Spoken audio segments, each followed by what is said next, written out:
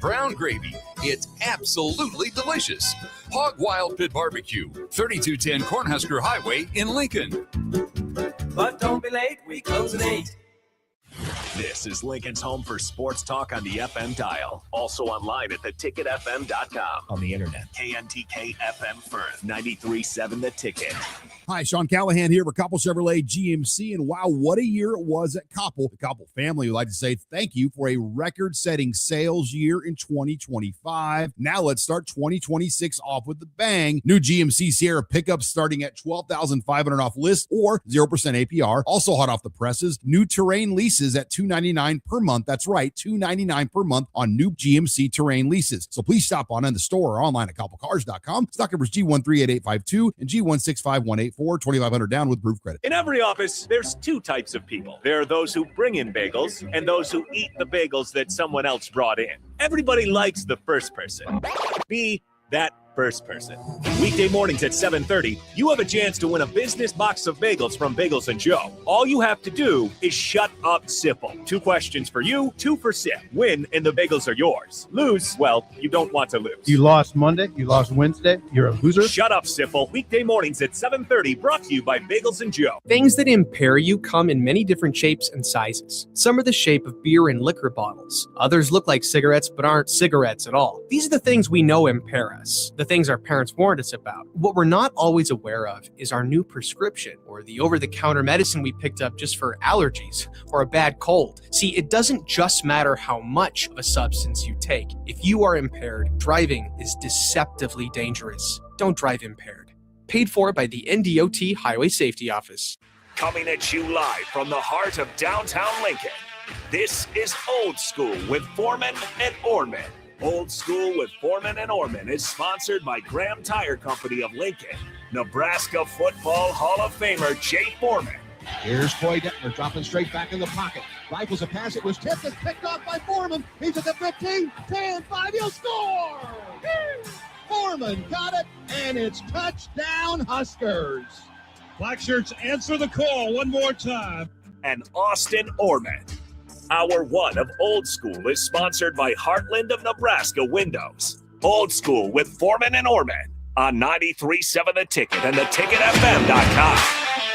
That's right. Welcome in Friday edition of the show. Austin Orman and Jay Foreman with you from 3 till 6 p.m. here and only here, 93.7 The Ticket, ticketfm.com. Streaming worldwide for you, Facebook, YouTube, Twitter, as well as our free app for your phone. Check it out. All sorts of cool stuff going on over there, as well as that Graham Tire Company. They're celebrating 75 years of serving the Midwest. More than just tires, they do all kinds of car and light truck repairs, too. From brakes to oil changes, trust Graham Tire for service you can count on. Graham Tire, getting you to the places that matter most. Jay, heck of a game in our first college football playoff semifinal tomorrow. Let's just start with your reaction, kind of the key plays and the key moments in that game that leads to Miami headed home to play for a natty.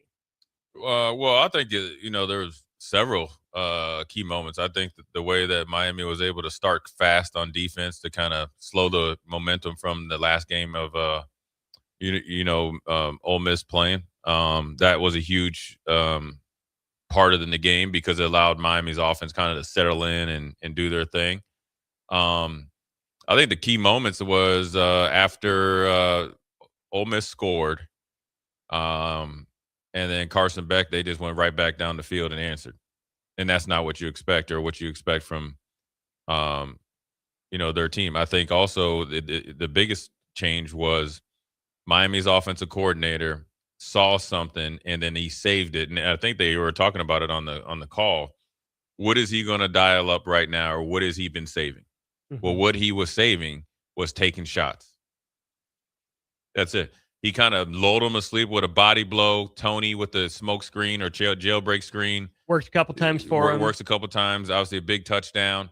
So you're waiting on that. Then you get isolation on, one-on-one against number 32. And he had done everything under the sun as far as like he had defensive holding, pass interference early, pass interference late.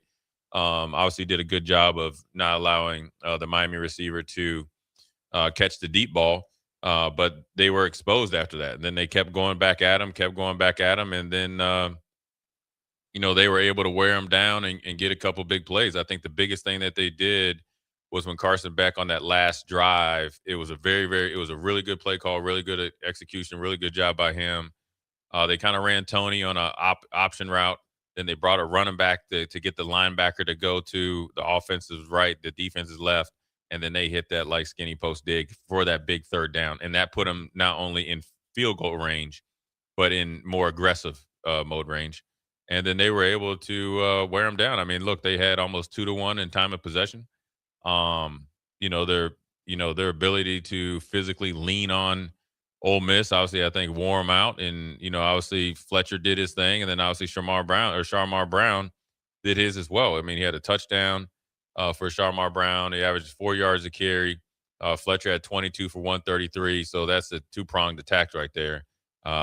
Even though Quan Lacey got off with the 73-yard run after that, he didn't really have much. Mm-hmm. So, how 73 of his 103 came on that one. Right. Carry. So after that run, so that was they didn't 10 have, for 30. Right. So you didn't have anything after that. Mm-hmm. So as a defense, I'm not cool with giving up at a 73-yard run, but you got 10 carries for 30, and we're able to have 36 carries for essentially 190 yards, and we got the time of possession, and we're playing really good. Marion played well. Daniels is decent.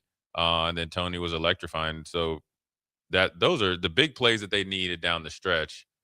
You expected from Ole Miss, but Miami was able to counterattack, and that's where that fourth quarter really took off. The fourth quarter did really take off for the second consecutive Ole Miss game. Bunch of points in the later stages of that one. Jay, to me, the game, I think, really swung there in the third quarter. Miami gets the ball to start. They missed the field goal, never had a chance.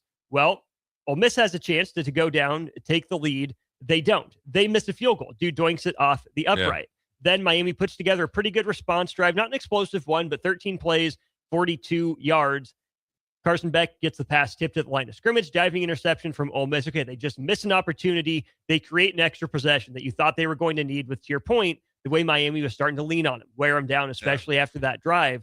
For Miami then to only allow a field goal, after a couple missed opportunities from Ole Miss, they still had the lead. Entering the fourth quarter, Miami, 5 plays, 17 yards in just 3 minutes. They punt. And again, they give up another long drive, 14 plays, 86 yards, that they're able to hold to a field goal.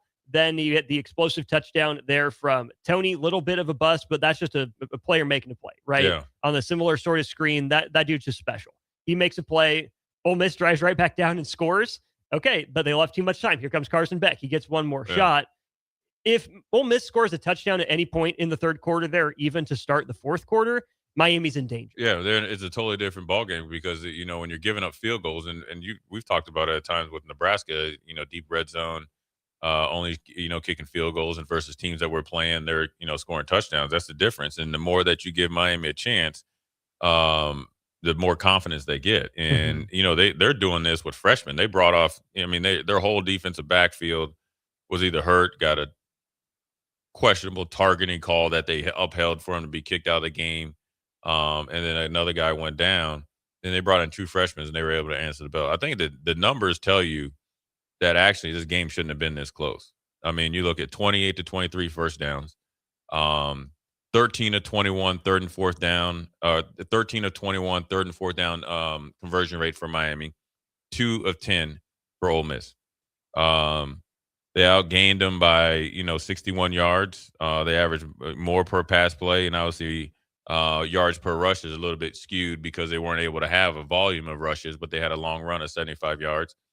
And they doubled them up in time of possessions. And the only thing that Ole Miss won was the turnovers, and that was just one. It wasn't 1-0, and got away with quite a few. Right, Chambliss tried to give it away a few times. They had their hands on 3 balls. That if they get one of those, so when you come away from games like this, you always like if this, if that. Ultimately, you definitely always zero in on third down.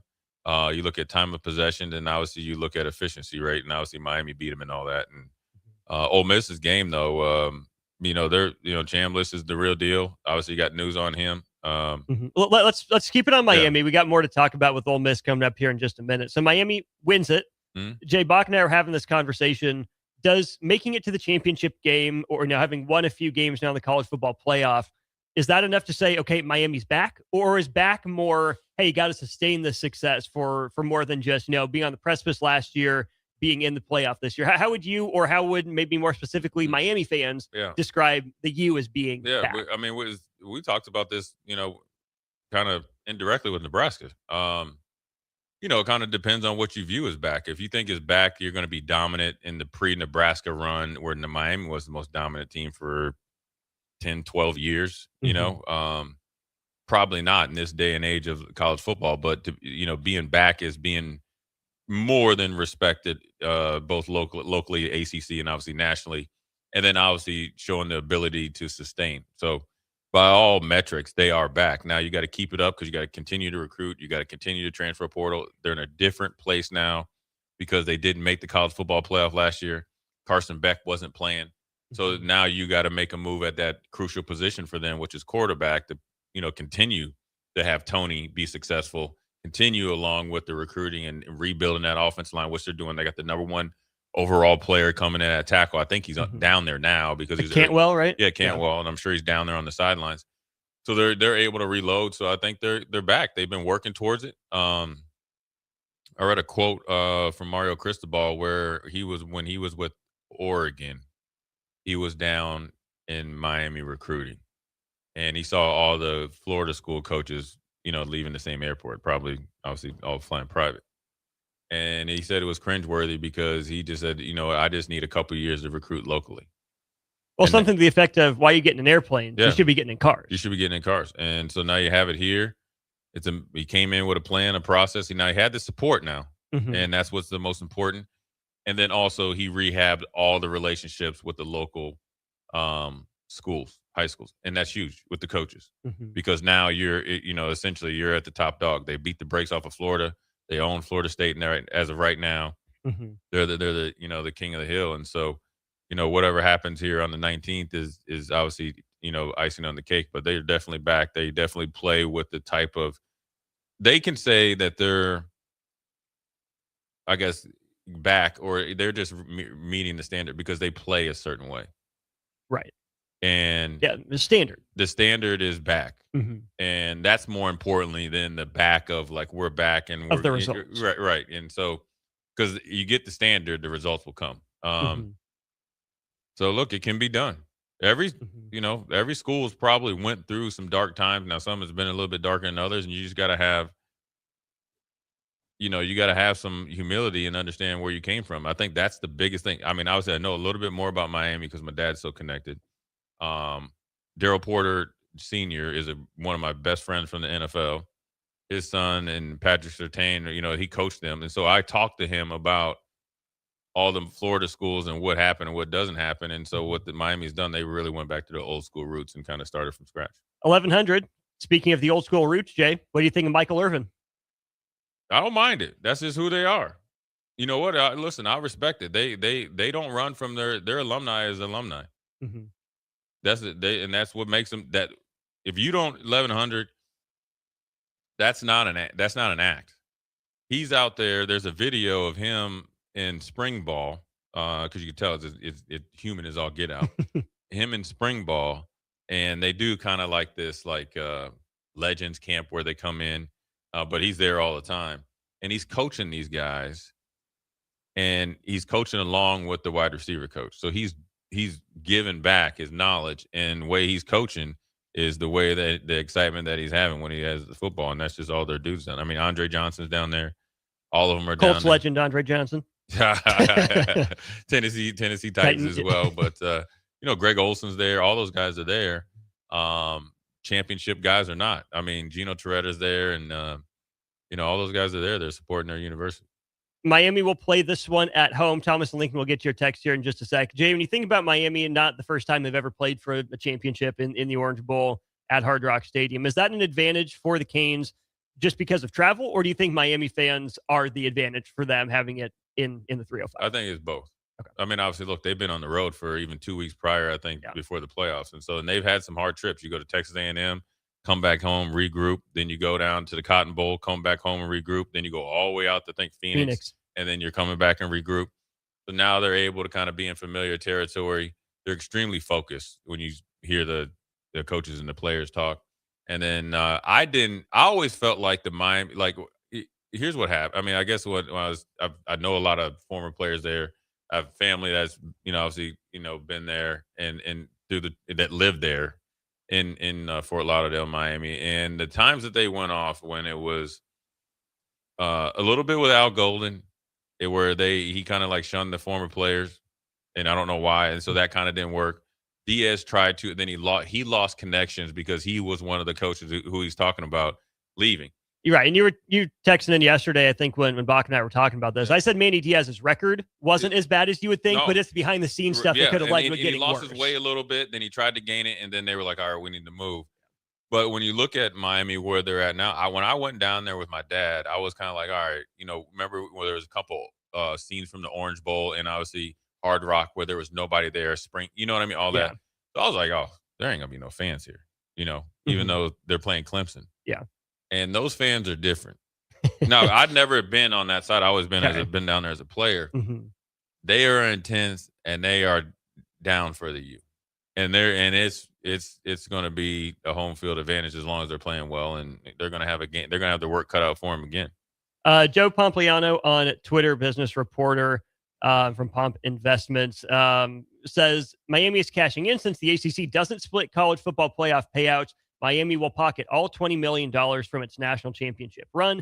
Miami also gets $3 million in travel expenses for the national championship, but since it's a home game at Hard Rock Stadium, that's free money. Thomas and Lincoln, with that in mind, Jay says this: if you're Miami, do you pay your opponent the $3 million in travel money so you can get your home locker room?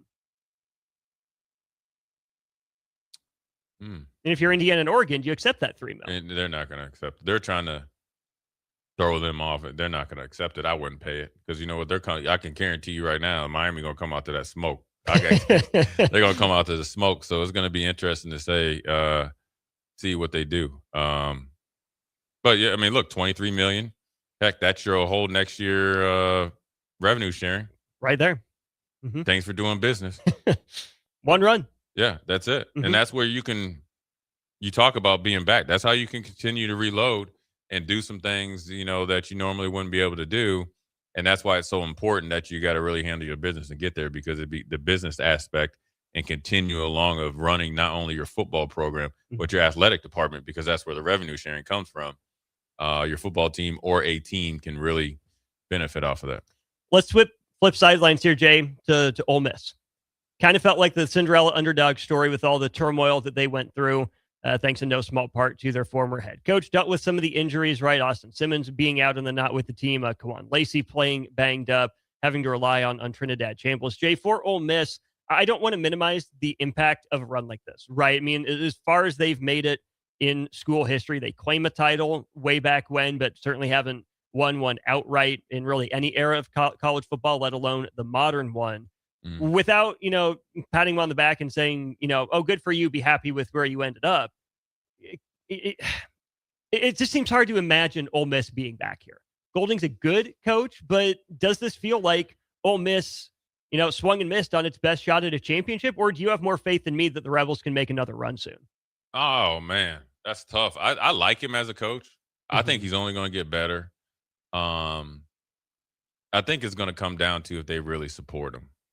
Because he's going now the Cinderella slipper and all this other stuff and the feel good story. Now you got to get down to business. He's got to really try to revamp his coaching staff, obviously, right? Because he's got to start over offensively. Yeah. You're on a magical run on Trinidad Chambliss. I don't think you're able to replicate that, but you got Lil Lacey coming back. I think they could. I don't think it'll be I think it's going to take them a couple of years. But I still think they're going to be a formidable opponent and play some good football.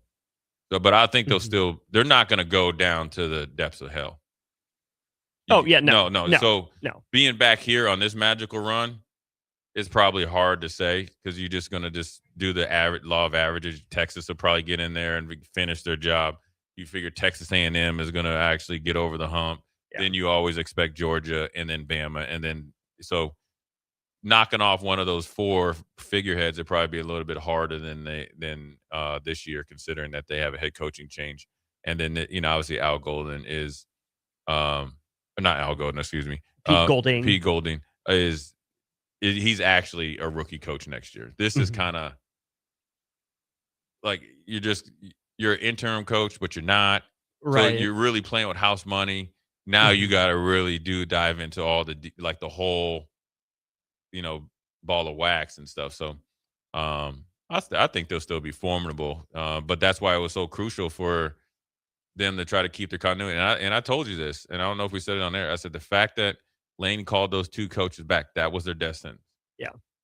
Now you know directly how it affected the team, but that was the last distraction that they needed, because it tells you that either Lane or his advisors didn't think they would get this far. So really, this wasn't a national championship year for you.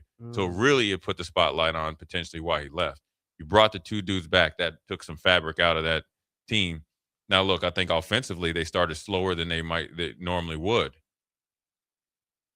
Now, did that have an effect? Hard to prove a direct correlation, especially against a defense as fast and strong Right. as Miami's. But, Jay, I gained some appreciation for Ole Miss. They were hitting.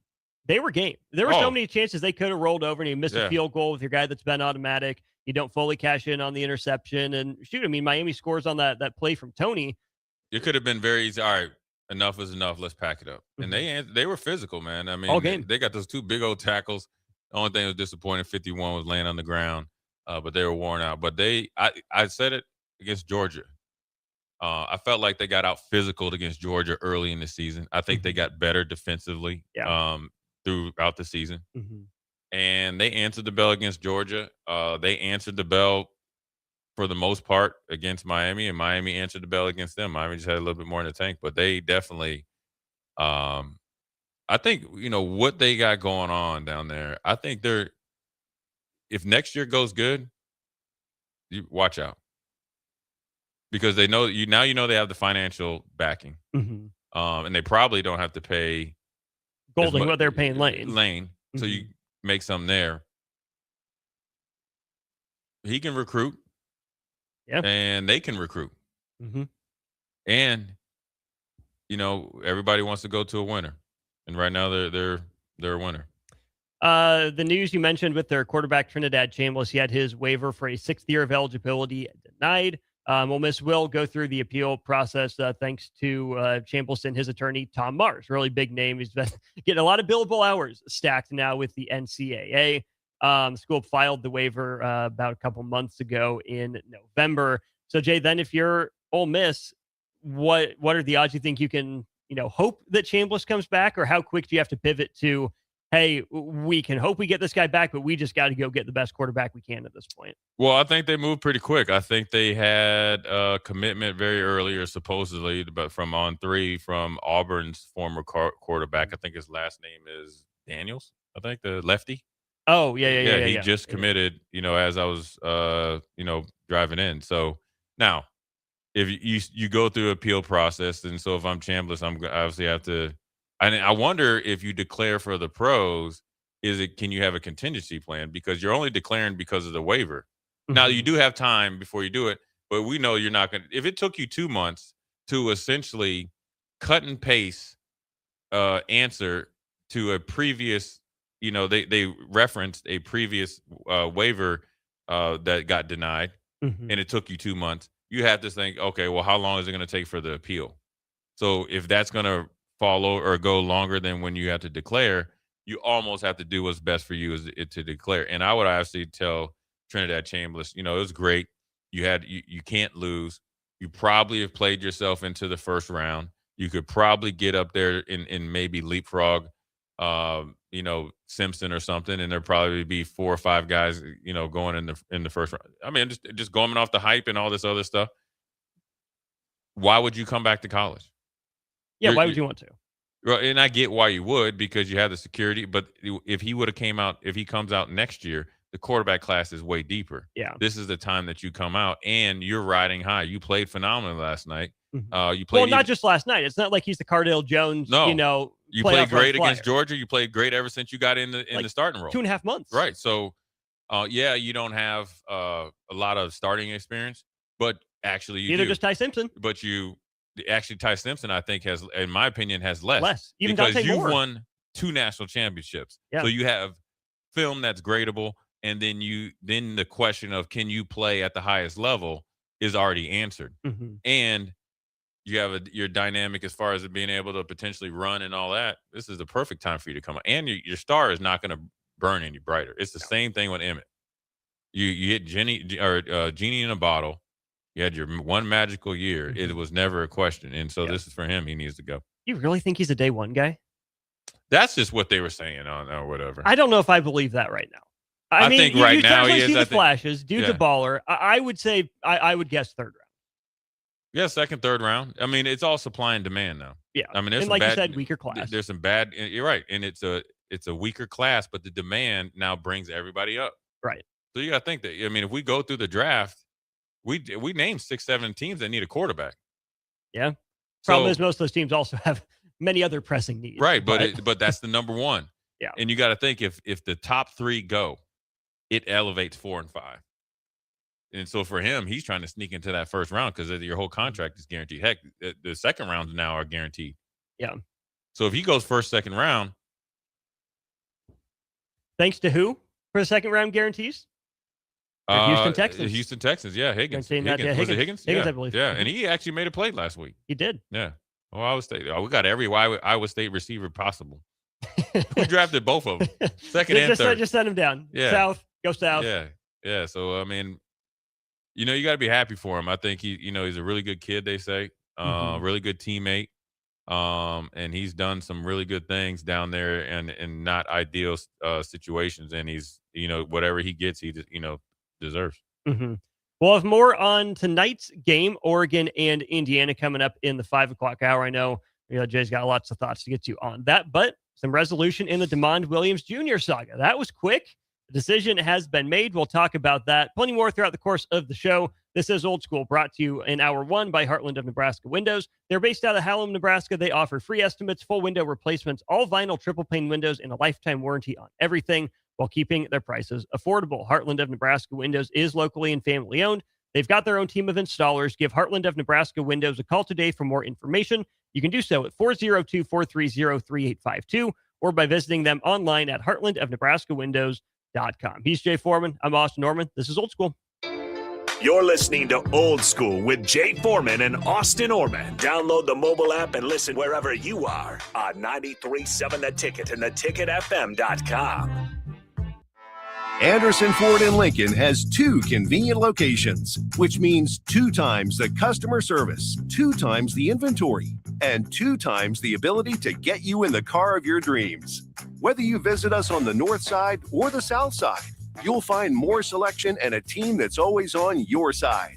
When you're looking for a better way to buy your next Ford, visit Anderson Ford in Lincoln, where exceptional service meets unbeatable selection.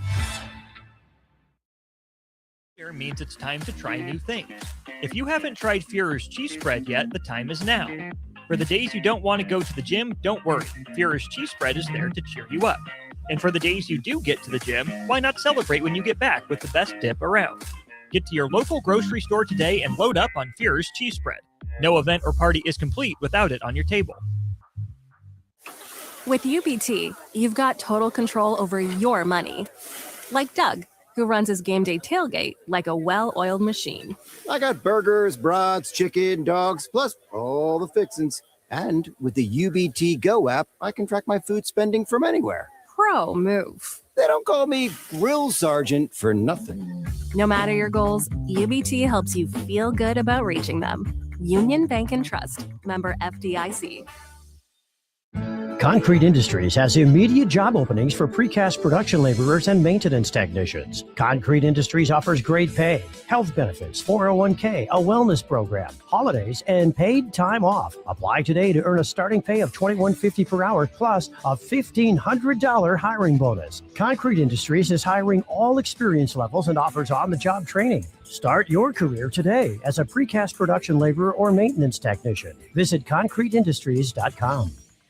Hi, Sean Callahan here for Koppel Chevrolet GMC, and wow, what a year it was at Koppel. The Koppel family would like to say thank you for a record-setting sales year in 2025. Now let's start 2026 off with the bang. New GMC Sierra pickups starting at $12,500 off list or 0% APR. Also hot off the presses, new Terrain leases at $299 per month. That's right, $299 per month on new GMC Terrain leases. So please stop on in the store or online at koppelcars.com. Stock numbers G138852 and G165184. 2,500 down with proof credit. Go Hog Wild Pit Barbecue. Hog Wild has a delicious way for you to enjoy beef brisket. It's our open-faced hot beef sandwich. We start with our grilled Texas toast. Add a scoop of creamy mashed potatoes. Load them up with some tender Hog Wild beef brisket and top it off with our tasty brown gravy. It's absolutely delicious.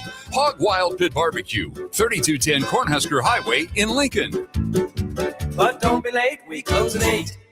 Back Nine Golf in South Lincoln is the premier indoor golf experience in the state. The weather in the winter months is cold, windy, and as unpredictable as a tee shot on the 450-yard par 4. With top-of-the-line full-swing simulators and a PGA teaching professional, Back Nine Golf is there to help you improve your game and lower your score. Back Nine Golf is open to the public with 24/7 access for members. Learn about Back Nine's variety of memberships today and see the facility for yourself at 7501 South 15th Street in Lincoln, just south of 14th and Pine Lake Road. Back Nine Golf, your premier indoor golf and events destination.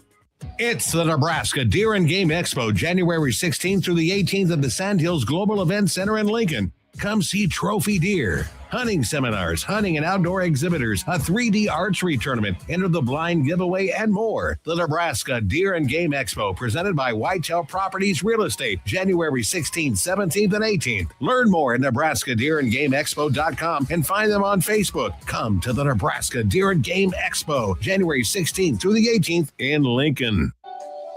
There are so many realtors in Lincoln and Omaha, but don't get overwhelmed by all of the no-names, plus all the different companies. Ben Bleicher with Professional Realty Group at Berkshire Hathaway Home Services Real Estate is your go-to option, whether buying or selling residential, luxury, leasing, investment properties, or commercial property, small or large. Ben's team offers decades of experience, unbeatable customer service, and promises to fully protect your interests throughout the entire transaction. Call 402-419-6309 for all your real estate needs. Ben Bleicher with Professional Realty Group of BHHS Ambassador Real Estate. Planet Fitness has everything you need to start strong, so you can give everything you've got. From plate-loaded strength equipment and functional training areas to treadmills, stair climbers, and free weights. Our equipment is best in class, and our clubs are right around the corner, so you can make this your strongest year yet. Join the club today and save $28 or more when you join for $1 down, $15 a month. Cancel anytime. Deal ends Friday, January 9th. Are you coming? Planet Fitness. We're all strong on this planet. See club for details. Rico here with HIS Auto Care at 70th and Van Dorn, letting you know HIS is a great place to bring your vehicle for service. With superior service, bumper to bumper, we'll treat your vehicle like it's your mother's. Doesn't get any better than that. So call 402-488-8934 and HIS Auto will make you glad you did. 5% off, mention this ad, and for sure your mother will be proud you called. 402-488-8934, HIS Auto Care, 70th and Van Dorn. God bless you. In every office, there's two types of people. There are those who bring in bagels and those who eat the bagels that someone else brought in. Everybody likes the first person. Be that first person. Weekday mornings at 7:30, you have a chance to win a business box of bagels from Bagels & Joe. All you have to do is shut up, Sipple. 2 questions for you, 2 for Sip. Win, and the bagels are yours. Lose, well, you don't want to lose. You lost Monday, you lost Wednesday, you're a loser. Shut up, Sipple. Weekday mornings at 7:30, brought to you by Bagels & Joe. Back to old school with Foreman and Orman on 93.7 The Ticket and theticketfm.com.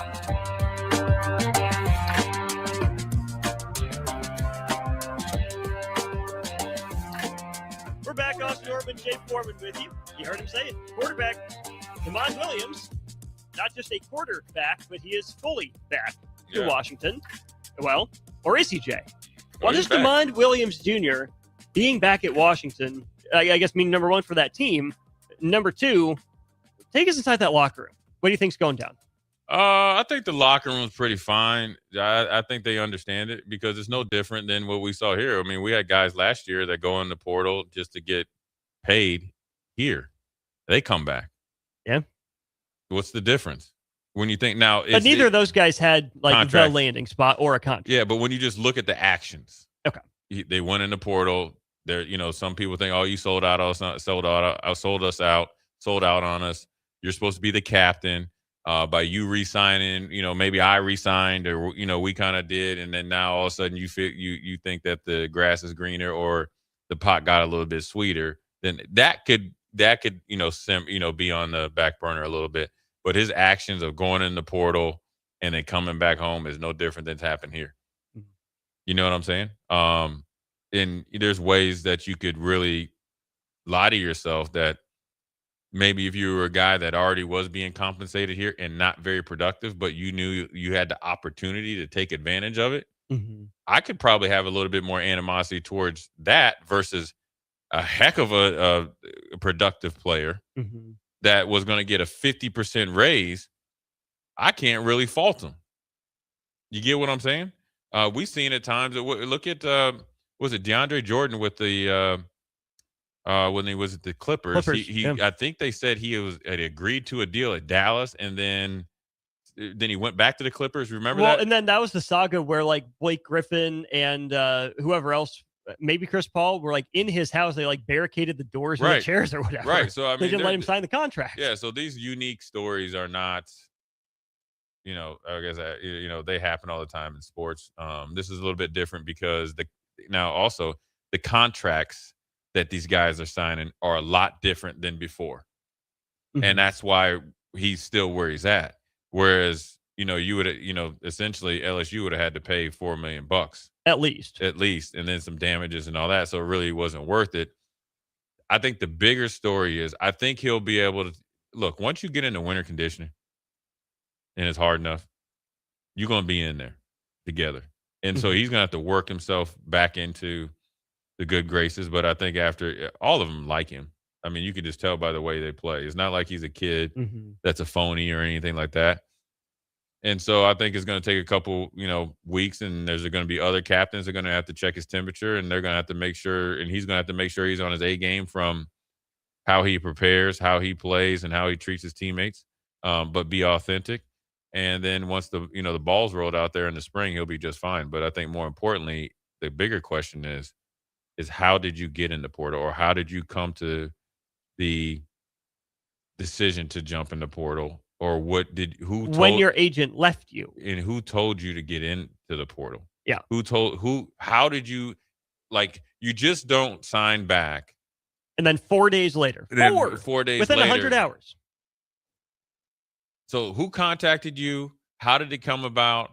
Because then you start to backtrack right there. Then you got to really start put the guardrails up against him, whoever, and your program. Exactly. By the sounds of it, or just by the look of it, it wasn't the agent. Yeah. So because an agent is all about his money. So for him to walk away representing him, lets you know he was more disappointed in DeMond Williams, the player and the person, because he got him a pretty sweet deal. Yeah. And himself a pretty sweet deal, to be fair. Yeah. But he did his job. Yes. But it's different when he also represents the head coach, and that's the way it is. I mean, there's a ton of guys out there, but it's different when you get a really good deal. You're in a really good spot. You're signed, sealed, and delivered. And now you affect his reputation as a representative. I think it can blow over, but they really, he needs to be forthright and up front with how he got there with his teammates. And just one conversation. Because listen, he didn't break the law or anything. He didn't serve jail. He's not in prison. Now, what he did was he just got greedy. Now, how's he any different than any other coach? Is he different than Lane? Is he different? Is he? Is he different than any other coach that's went and got paid? Doesn't seem like it. Right. Except that he came back. Right. And there's been probably a coach or two that went out and took some visits and came right back. Yeah. And they got more money. He didn't get more money. And so I think, you keep it in perspective. He probably needs to be upfront with his teammates and then just drop it at that. And then let's get back to work. From our Starter Heyman Jewelers text line, 7543. I haven't seen the details. Do you think some lawyer got in his ear and said, you signed a legal document and that's why he's back? Here's this from Darren Heitner, the new attorney agent that Damon Williams had hired. Put out a statement on LinkedIn. Throughout this process, no voices were raised, no threats were made. There was pure diligence, careful analysis, and a recognition that all parties, Damon, Washington, and everyone involved had legitimate interests that needed to be considered. That's not weakness, that's wisdom. Damon seemed destined to leave Washington when he made that Instagram post. But in the matter of one day, through countless conversations and a thorough examination of his options, he arrived at the most well-informed decision possible. He decided to return to Washington, not because he was forced to, not because he didn't understand his options, but because he was fully educated on the consequences of each path. Mm-hmm. And chose the one that made the most sense for him, and because he truly wanted to return to Washington and lead his team to further success. That's the way I'm going to lean right now, is that maybe the school would have been willing to pay it. Maybe if it's LSU and that's where he was going to go. But maybe the agent, Heitner, was like, dude, do you understand all the rigmarole you're going to have to go through? Yeah, is it really worth it for you? Yeah. I mean, that's all, fine and good that they weighed everyone's options. This seemed like the best thing. No, you were told it got too complicated. It was going to be too messy. You didn't want that on your conscience. So you went back to Washington. You're going to try to make it work. And the juice isn't worth the squeeze. You got a pretty good deal right here. Not a pretty good. You got a really good deal right here. You got a coach that believes in you. He recruited you out of high school. He's developed you. He's turned the keys to the program over to you.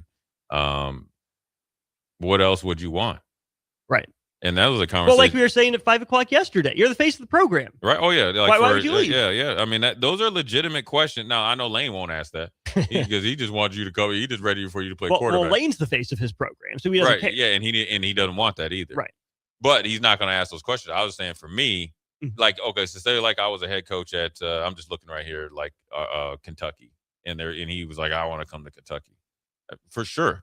Let's get it. Like, yeah, I think you're a great player. I could make you even better. And I want you to be here. But I got to ask you, why would you leave Washington when I know you have a good coach in Jed Fish? Mm-hmm. I know you guys are an upcoming program because we've seen how you guys are in the first 2 years with him.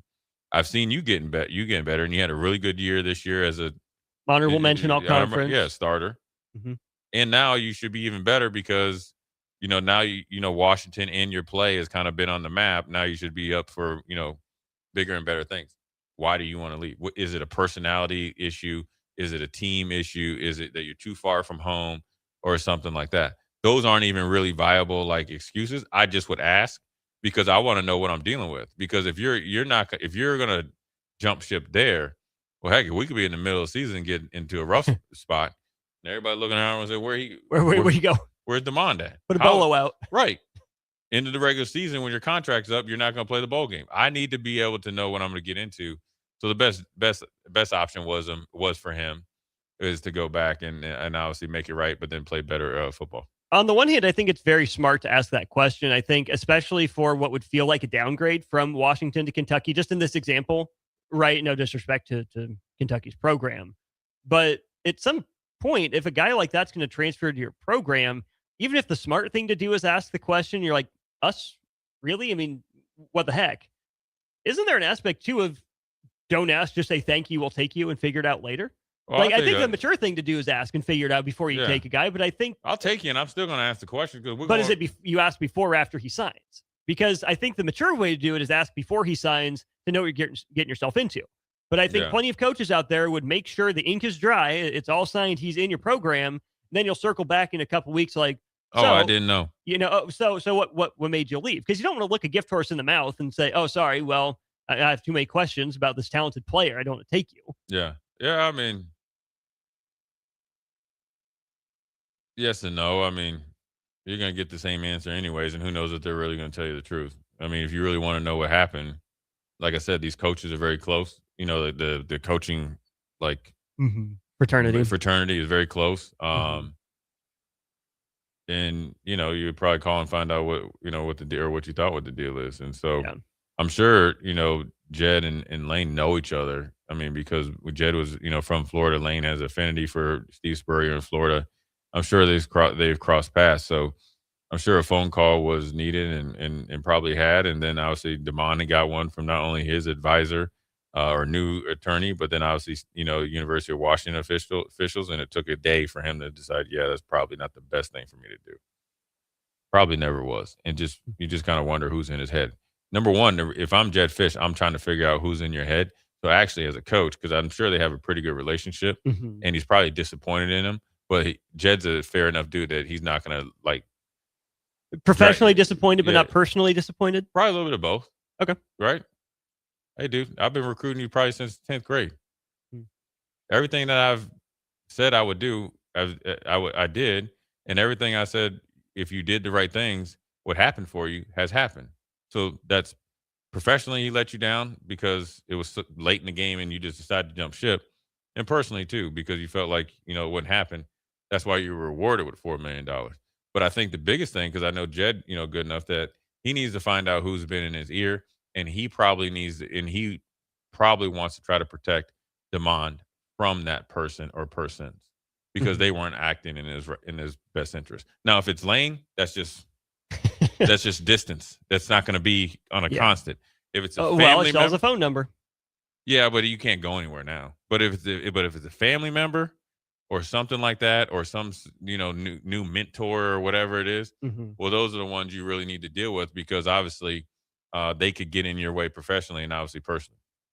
That's where, let's say it is someone in that inner circle or second circle for Demond Williams. You can't tell the young man to cut that guy out just because it's inconvenient to you. How do you handle that when it's someone that's close to him? Is it just keep him busy so he doesn't have time to talk with these people? Is it surrounded with good people from your program? What's the strategy? It's probably a little bit of everything. You got a good nucleus in locker room. Yeah. They obviously have a good enough relationship where Demond's going to obviously have to be held accountable. But then also maybe you bring those people into the office. And maybe there's something that they have festering inside in their little circle that you don't know anything about. So let's put it all on the table so we don't have to deal with this again, because he has 2 more years left. Yeah. So I'm committed. Are you? Yeah. And we've obviously seen that. I was at the work party with you, getting a little flirty with the secretary. Nothing quite happened, but let's make sure it doesn't happen. Yeah. Yeah. So you got to really, see where it's at and, check his temperature a little bit, and everything will be all right. Temperature is checked for Justice Haynes. He's in the portal. Teams are also checking the temperature of the Memphis Grizzlies on star point guard John Moran. That's how we'll wrap up hour 1 of Old School, brought to you by Heartland of Nebraska Windows. For all the great stuff going on with them based out of Hallam, you can give them a call today for more info, 402-430-3852, or by visiting them online at heartlandofnebraskawindows.com. He's Jay. I'm Austin. We'll wrap up hour 1 of the show in just a sec. Watch Old School live on Facebook, YouTube, or Twitch. Old School with Foreman and Orman on 93.7 The Ticket and theticketfm.com. If you're seeking a career with a growing company, Gaina Trucking and Excavating is hiring and looking for additions to their team. Gaina Trucking has a strong team culture, competitive pay, 401ks, and benefits like health, dental, and vision. Drivers are guaranteed 40 hours per week, even in the winter months, and are home every night. Start your career today at Gaina Trucking and Excavating. Apply today at GainaTrucking.com. Are you ready for a new opportunity? Check out Sandhills Global. Join a dynamic team where your skills are valued and your career can soar. We offer full-time positions with a 4.5-day work week, competitive pay, excellent benefits, and a positive work environment. From IT and marketing to sales and finance, we're looking for talented individuals like you. Apply today at sandhills.jobs and take the first step towards an exciting future. That's sandhills.jobs. Don't wait. Apply now.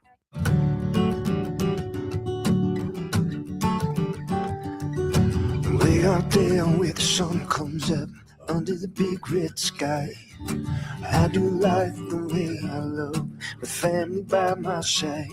I feel home with me, no matter where I go. Proud of where we're from, excited for where we're going. Pinnacle Bank, the way banking should be. Member FDIC. All right, fellas, it's January. You're setting goals, you're hitting the gym, but have you checked what's going on inside the engine? At Advanced Medical Imaging, the Wellness Within program makes it easy. They have different levels of preventive scans so you can choose exactly what fits your health goals. From quick baseline checks to full body insights. It's simple, it's smart, and it's all about keeping you in top form before problems ever sneak up. And the best part, you don't need a doctor's order. Just call AMI to schedule and make this the year you put your health on the schedule. January is your reset button. This January 10th, Farrell's Extreme Body Shaping in Lincoln is kicking off our 10-week challenge. We combine high-energy kickboxing, powerful strength training, and simple, proven nutrition to deliver real results in just 10 weeks. For a limited time, get $150 off when you enroll today. No gimmicks, just coaching, accountability, and a community that pushes you to win. Spots are limited, so don't wait. Visit fxblincoln.com and start your strongest year yet at Farrell's Extreme Body Shaping. 2 locations, South 40th and Yankee Hill, North 70th and Vine. Farrell's Extreme Body Shaping, changing lives 10 weeks at a time. Hi, Sean Callahan here for Koppel Chevrolet GMC, and wow, what a year it was at Koppel. The Koppel family would like to say thank you for a record-setting sales year in 2025. Now let's start 2026 off with the bang. New GMC Sierra pickups starting at $12,500 off list or 0% APR. Also hot off the presses, new Terrain leases at $299 per month. That's right, $299 per month on new GMC Terrain leases. So please stop on in the store or online at koppelcars.com. Stock numbers G1388552 and G16518. 2,500 down with proof credit. All right, Lincoln, if you're a diesel technician who's ready to earn up to $40 an hour and you're tired of working nights and weekends, listen up. Inland Truck Parts and Service is hiring experienced diesel technicians right here in Lincoln, and they're offering what every hardworking tech wants. Monday through Friday hours, no nights, no weekends, and paid training on advanced diesel technology. With 37 locations across 12 states, career advancement opportunities are endless. Start building towards your future and apply today at inlandtruck.com. That's inlandtruck.com. Or text APPLY to 785-369-1320. MWR, a local company of Lincoln, is proud to announce they are able to offer their own post-frame building packages in metal to anyone desiring a building, whether you're a contractor or a DIYer. They can install your building as always, and they offer multiple different rib profiles and loads of color options, including the wood grain metal at great competitive prices. You can inquire at mwrbuildingandfence.com or just draw your desired building and submit it in their Contact Us page, and they'll get back to you. Call MWR today at 402-540-8966. There are so many realtors in Lincoln and Omaha, but don't get overwhelmed by all the no-names, plus all the different companies. Ben Bleicher with Professional Realty Group at Berkshire Hathaway Home Services Real Estate is your go-to option, whether buying or selling residential, luxury, leasing, investment properties, or commercial property, small or large. Ben's team offers decades of experience, unbeatable customer service, and promises to fully protect your interests throughout the entire transaction. Call 402-419-6309 for all your real estate needs. Ben Bleicher with Professional Realty Group of BHHS Ambassador Real Estate. It's the Nebraska Deer and Game Expo, January 16th through the 18th at the Sandhills Global Event Center in Lincoln. Come see trophy deer, hunting seminars, hunting and outdoor exhibitors, a 3D archery tournament, enter the blind giveaway, and more. The Nebraska Deer and Game Expo, presented by Whitetail Properties Real Estate, January 16th, 17th, and 18th. Learn more at nebraskadeerandgameexpo.com and find them on Facebook. Come to the Nebraska Deer and Game Expo, January 16th through the 18th in Lincoln. Concrete Industries has immediate job openings for precast production laborers and maintenance technicians. Concrete Industries offers great pay, health benefits, 401k, a wellness program, holidays, and paid time off. Apply today to earn a starting pay of $21.50 per hour plus a $1,500 hiring bonus. Concrete Industries is hiring all experience levels and offers on-the-job training. Start your career today as a precast production laborer or maintenance technician. Visit concreteindustries.com. Are you looking for an exciting new way to put your skills to work? Explore new career options in the fintech industry at Currency, a Sandhills global company. We offer full-time positions in financial sales, compliance, operations, and other fields. We also offer a 4.5-day work week, an attractive benefits package, and opportunities for advancement. Put your motivation to work and grow with us at Currency. Visit gocurrency.com/careers to learn more. Back to Old School with Foreman and Orman on 93.7 The Ticket and theticketfm.com. We're back. Short segment here, wrapping up hour one of Old School. Austin Orman, Jay Foreman. Jay, news out of the Big Ten. Michigan running back Justice Haynes enters the transfer portal. How big a blow is that for Kyle Whittingham in year one in Ann Arbor? Man, that's crazy. Because obviously he loves to run the ball. Maybe it's a financial thing. I know he's coming off an injury, so maybe He wouldn't have gotten pushed out, though. I'd like to think not. I mean, he was really good. He's a top 5 running back, that's eligible for the draft. So I think right now he's probably maybe playing a little bit of the long game. Okay, look, I can see what's out there transfer portal wise. And then if you're a top 5 running back, according to Mel Kiper and Jordan Reed and all those guys, you're top 5, that you're probably ranked a little bit higher than Emmett. So now you're saying, okay, if I'm a, 3rd, 4th round guy, my first year salary, am I going to get that in the transfer portal? Because running the ball, obviously, he showed you what he can do. Now, obviously, his statement, is very short and to the point. But, maybe for what he was asking, because I think when a new coach comes in, they redo their whole, maybe the whole team, they redo their some NIL deals. And maybe he was just on a 1-year deal when he got there. You know what I'm saying? Mm-hmm. So, yeah, I was like, this dude with Kyle Whittingham, he's going gangbusters next year. So right now it looks like he's on the move. We're going to talk John Morant. We can save that for a little bit later. Nebraska adds in the transfer portal again. Jay, wide receiver Quasi Gilmer, 81 catches, 880 yards with 6 touchdowns for UCLA across his 2 years there. And he's got 2 years of eligibility remaining.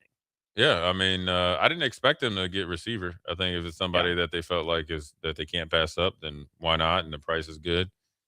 Like I said, you got Hunter. You got, I'm assuming as of right now, you got Barney. You got guys like Jones. You got Quinn Clark. You got Smith. I know I'm missing. You got Mills. So I just named 5-6 guys right there. You throw him in the mix. And then obviously he has a little bit more veteran presence. So if the younger guys that I just mentioned, outside of Barney and Hunter need some maturation, he can kind of be that bridge guy. Interesting. I also didn't see them going and getting a receiver, but they did. It's a guy that caught a touchdown against Nebraska as a freshman. And in fact, that game, 3 catches, 88 yards in the touchdown, gave him Freshman of the Week honors. That was when UCLA got out to that big lead against Nebraska. Huskers cut it to 1 possession, but couldn't quite finish the deal. So that's 2 UCLA transfers in the last 2 days for Nebraska. It's just always kind of funny, right? You talk about kind of that no man's land. UCLA didn't bottom out, after Deshaun Foster left. They got on a little bit of that run. Good enough to threaten for a bowl game, didn't quite make it. So they're right there in kind of that purgatory in the transfer portal where some guys will go down. They've seen quite a few teams come off that roster, guys come off that roster to teams that say, hey, you know what? Let's get you in our situation. We think you can contribute to winning. Yeah, and they're ripe for the picking because they have a new coach. Yeah. And so if they had a holdover coach, I don't think it'd be this much movement. But they're in that plucking stage to even teams like Nebraska that's probably a little bit level up will pluck from there and hopefully get some gains out of them. Nebraska continues to add in the transfer portal. Nebraska men's basketball on the road at Indiana tomorrow. But there's hate, Jay. There's hate for the Huskers coming nationally and worst of all, coming locally. Got a couple clips to play. What are people saying about Nebraska men's basketball? We'll do that to lead off the 4 o'clock hour of Old School. Hour one's been brought to you by Heartland of Nebraska Windows. They're based out of Hallam. They offer a free estimate, full window replacements, all vinyl triple pane windows, and lifetime warranties on everything. They're still able to keep their prices affordable. They're also locally and family owned with their own team of installers. Give them a call today for more info, 402-430-3852, or you can visit heartlandofnebraskawindows.com. Jay Foreman, Austin Orman, 2 more hours of Old School on the other side. You're listening to Old School with Jay Foreman and Austin Orman. Download the mobile app and listen wherever you are on 93.7 The Ticket and theticketfm.com. Things that impair you come in many different shapes and sizes. Some are the shape of beer and liquor bottles. Others look like cigarettes but aren't cigarettes at all. These are the things we know impair us, the things our parents warned us about. What we're not always aware of is our new prescription or the over-the-counter medicine we picked up just for allergies or a bad cold. See, it doesn't just matter how much of a substance you take. If you are impaired, driving is deceptively dangerous. Don't drive impaired. Paid for by the NDOT Highway Safety Office. Make your next event unforgettable with Grazing Gouda, your local artists and experts in charcuterie and grazed tables. From boardrooms to ballrooms, they turn gatherings into experiences with stunning spreads of artesian cheeses, cured meats, fresh fruits, and gourmet bites. Perfect for corporate luncheons, weddings, parties, or any celebration that deserves a wow moment. They handle the details. You take the compliments. Book your Graze table today at grazeandgouda.com. Graze and Gouda, because every event deserves to be savored. All right, Lincoln, if you're a diesel technician who's ready to earn up to $40 an hour and you're tired of working nights and weekends, listen up. Inland Truck Parts and Service is hiring experienced diesel technicians right here in Lincoln, and they're offering what every hardworking tech wants. Monday through Friday hours, no nights, no weekends, and paid training on advanced diesel technology. With 37 locations across 12 states, career advancement opportunities are endless. Start building towards your future and apply today at inlandtruck.com. That's inlandtruck.com. Or text APPLY to 785-369-1320. This is Lincoln's home for sports talk on the FM dial. Also online at theticketfm.com. On the internet, KNTK FM Firth, 93.7 The Ticket. Rico here with HIS Auto Care at 70th and Van Dorn, letting you know HIS is a great place to bring your vehicle for service. With superior service bumper to bumper, we'll treat your vehicle like it's your mother's. It doesn't get any better than that. So call 402-488-8934 and HIS Auto will make you glad you did. 5% off, mention this ad, and for sure your mother will be proud you called.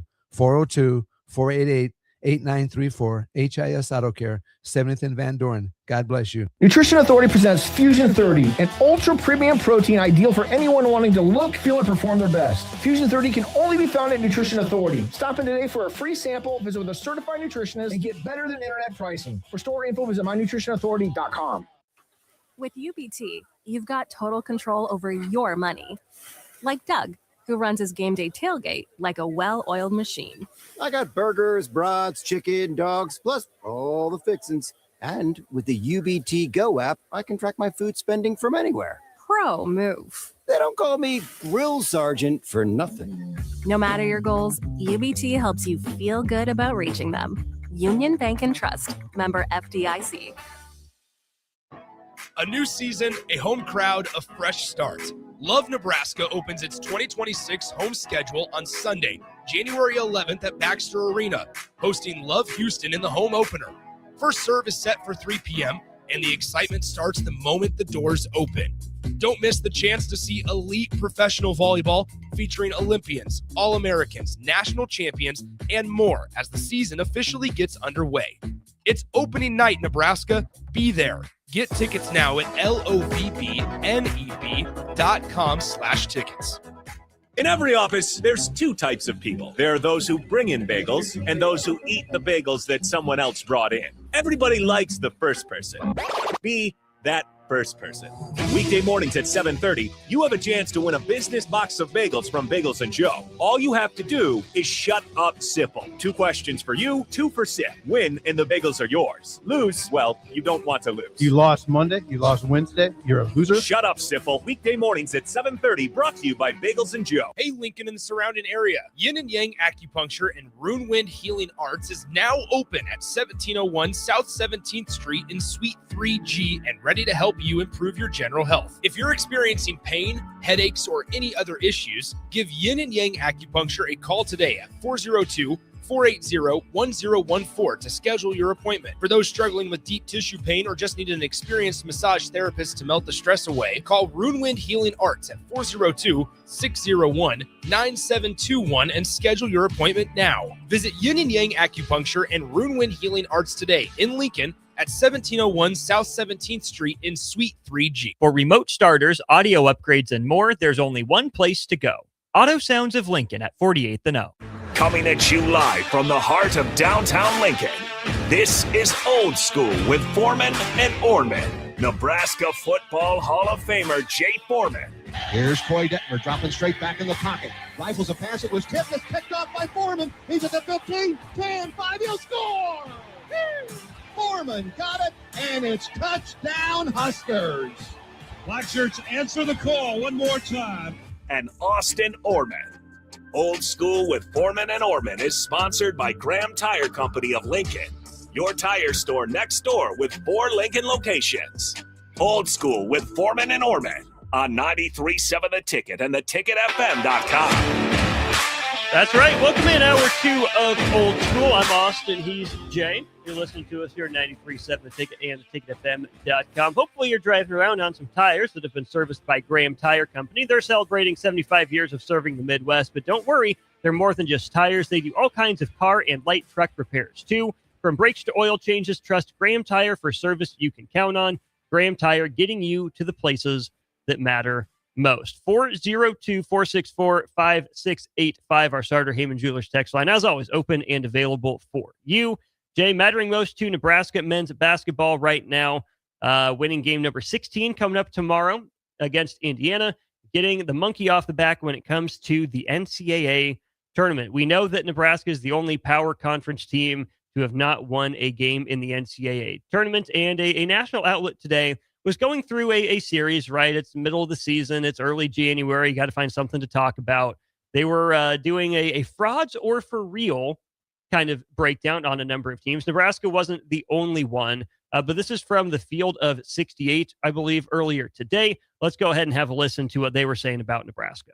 Nebraska baseball's been to the College World Series. Just kidding. That's the wrong clip. Let me flip it to this one. Nebraska is an incredible story because, again, nobody saw this one coming at all. You know, Vandy kind of a little bit last year, they made the tournament. They were picked, I think, last in the SEC. Nebraska just didn't know. But Rink Mass coming back after the injury has been huge. They've got 7 guys that have been in the system at least 2 years. So they've got experience. They've got buy-in. They've got skill at all 5 positions. They got good wins at Illinois, Michigan State, at Ohio State, Creighton, Wisconsin. But I just don't know. I just don't think they're for real in a team that's going to be able to get to an Elite Eight. So I'm going to say fraud, and I hate saying it. All of a sudden, Nebraska can't be for real if it doesn't make an Elite Eight? What in the goalpost moving is that? Yeah, that's a take that how dare does Fred Hoiberg in Nebraska ever be good at basketball? How dare does Fred Hoiberg in Nebraska have the nation's longest win streak?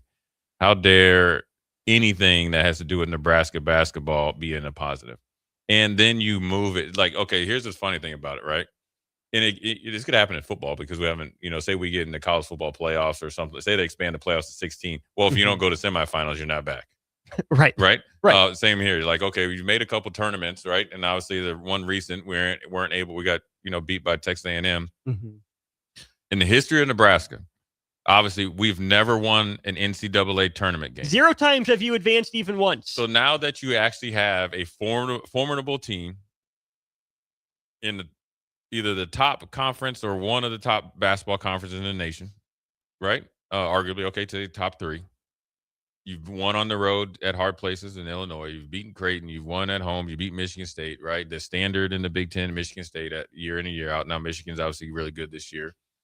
And then your take is like they're a fraud if they don't make the grade 8. If they don't make school history times 4.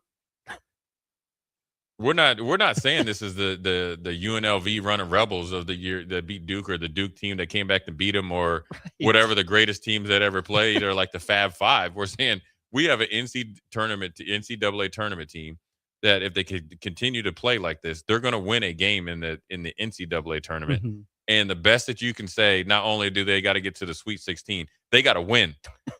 They got to win a game in the Sweet 16. Yeah. So go to depths of you've never been before. Mm-hmm.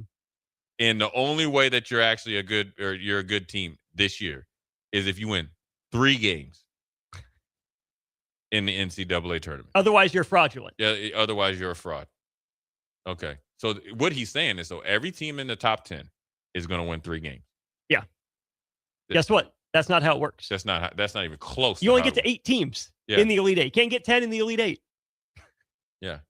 So we're a feel-good story? I think Nebraska's proven enough to be more than that. When I used to talk about lazy takes, with football, mm-hmm. you give up 9 sacks, it's automatically in the offensive line or whatever it may be. That's lazy. Because Nebraska's never won anything in basketball, so the easiest thing to say is they're a fraud. Yeah. And here's the thing. Nebraska has been projected in most brackets that I've seen, again, it's January. I hate to do this, but the projections you've seen right now are Nebraska's a 2 or a 3 seed. Yeah. Okay. Now, if you As look they at should it, be. if you look at it on its face, if the bracket works out perfectly, yes, it should be 1 versus 2 in the Elite Eight. Which, if you're a 2, okay, you get there. If you're a 3, you would pull a seed line upset, most likely, to end up getting to the Elite Eight. But that completely misses the point.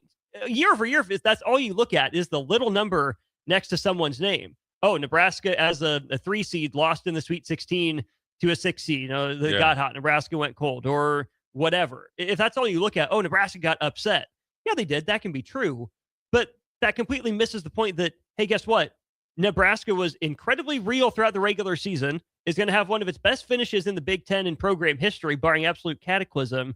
And let's not miss this, made school history already.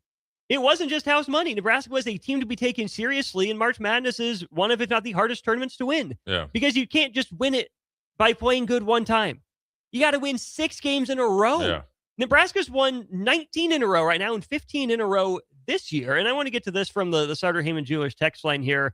Bubba says it's clickbait. That's all he's doing. And Waterboy, when are Nebraska fans going to realize that Nebraska only gets mentioned because it's a rabid fan base and engages on everything that they see? I get it. Up. That's fine. Yeah. But also, when you have a take that stupid, you deserve to be called out for it's it. like Desmond Howard. It's disrespectful. Yeah. It's lazy. And that's disrespectful. It's easy. Yeah. It's dumb. I doubt he put any thought into it. Because it's Nebraska. Because it's Nebraska, and you know that if you say anything for or against Nebraska, it's going to get you, going to get people talking about you, and obviously going to get you a lot more, clicks on it, and that's just part of it. And you look, Nebraska can't worry about what some knucklehead is saying and not giving you respect. I don't think this roster cares. But... No, and the best thing that you can do, and I talk to my basketball kids about this. Look, man, you don't got anything to prove to anybody. Right. You already know. You're just going to go show them what you already know. That you're past all that stuff. Yeah. We're past all that. Look, they've been trending in this way from the very beginning. They've started to level up when it gets higher. They've rose to the occasion. So you just keep doing what you're doing. Sure. Chances are you're going undefeated, most likely not. You just get right back to the same process. Then when you do win a game, then this guy, whoever he is, he won't be there to ask any, really formidable questions. Then you can deal with him on the surface there. But ultimately, somebody that has that take right there, that lets you know he did no background. He doesn't even know Fred. He just knows Nebraska. Knows Nebraska hasn't been a basketball school for quite some time, obviously, and has never won a NCAA tournament game. So the easy thing to say is like, well, if they don't get to Elite Eight, this team was a fraud. Really? Really? Virginia Pirate says, frankly, if they made the round of 32 or Sweet 16, it would be a great year. It wouldn't feel like it at the time, right? I mean, it would feel like it in the moment. Nebraska wins that first game. If they lose the next one, it would be an upset, given where Nebraska's seat is right now for the most part. Even in the Sweet 16, if they lose there, it would probably be a tight game. And Jay, I don't think that it would take the sting off the moment of the magical season coming to a conclusion if Nebraska's not able to see it all the way through to the end. It would hurt in the moment. And that's the pain of sports. It would be the worst thing you felt. But after all the joy, after 31 regular season games, give or take, and a couple in the Big Ten tournament. Right down your leg. Even if it's not Dookie, you play well, you're just one play and say you short. just get beat. Right. Yeah, that's fine. Okay, someone else has been there. You miss a couple shots you usually make, whatever. It happens. It's going to sting in the moment. But saying it would be a great year, I think would come, number one, in the rationalization, the justification phase of it. Number two, would come down the line. When these guys can take a step back and appreciate the history that it seems like Nebraska's going to make. Yeah, they won't realize what they're doing right now if they continue along this path until they get a little bit older, because they'll go on and either get into business and continue to play basketball. The only way it could be a letdown if they are the number 2 and they're like the Nebraska team that I saw in like 1990 or 91. That was the number 2 seed and went up to Minneapolis, Minnesota in the Metrodome and got demolished. And it was embarrassing. Yeah.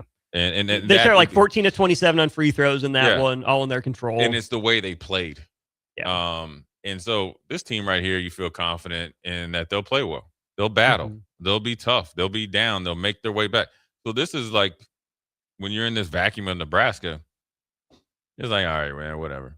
Well, Jay, speaking of being in the vacuum of Nebraska, it's one thing when national guys talk about Nebraska men's basketball, here's a local angle. Locked On Nebraska had this to say Who's about this? Nebraska baseball's been to the College World Series. It was 3 times. It was amazing. It was incredible. And people still talk about it. In the People still grand talk about it. scheme, of like all that it meant to Nebraska sports, it doesn't hold a candle to playing for a national championship in football. And I think the same thing would hold true in hoops. Like, it would be great. It would be awesome. But I do think that if Nebraska started winning games this March in the NCAA basketball tournament, the first one would have an incredible novelty and it would be amazing. And then you'd win the next one. And a lot of the Nebraska fans, most of them would be like, oh, that was cool. You know, spring football. Wow. Like, I mean, I think so, Connor. Oh, no. I don't know. All right, I guess we'll just have to find out. Yeah, let's get back to football and we'll race through these final questions. those are local guys. Yeah. That have been around here saying Nebraska fans would jump off the magic carpet ride after the round of 64. We get it. You know, we get the football is the big deal. You're a football guy. You know it, right? Mm-hmm. Playing for a national championship in football does mean more than winning a game in the round of 64. Sure, fine. Okay, but that's not apples and oranges. But I don't think that's giving Husker fans enough credit to say most of them or the majority of them will just start looking to football after Nebraska wins that game. The tournament's still going on. How little respect do you have for Nebraska fans to think that they'd be one and done after a round of 64 win? What are you going to look for at football in the middle of March? What, like, you gonna get excited for a winter conditioning video? I don't even know when spring ball starts. I doubt spring balls will be going on. I mean, well, spring game going to be what, mid-late April? So it's probably around the corner. Yeah. But you won a game. All right, now we're just turn the page. You played? You played it in the round of 32? Oh man, that's good.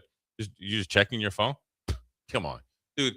That thing right there, that RV would be them RVs from Nebraska would be lining the highways going places. Yeah. And that's just that's kind of like the take where you have like you're waiting for the clock to strike 12 and all that, and that's the type of mentality that you face.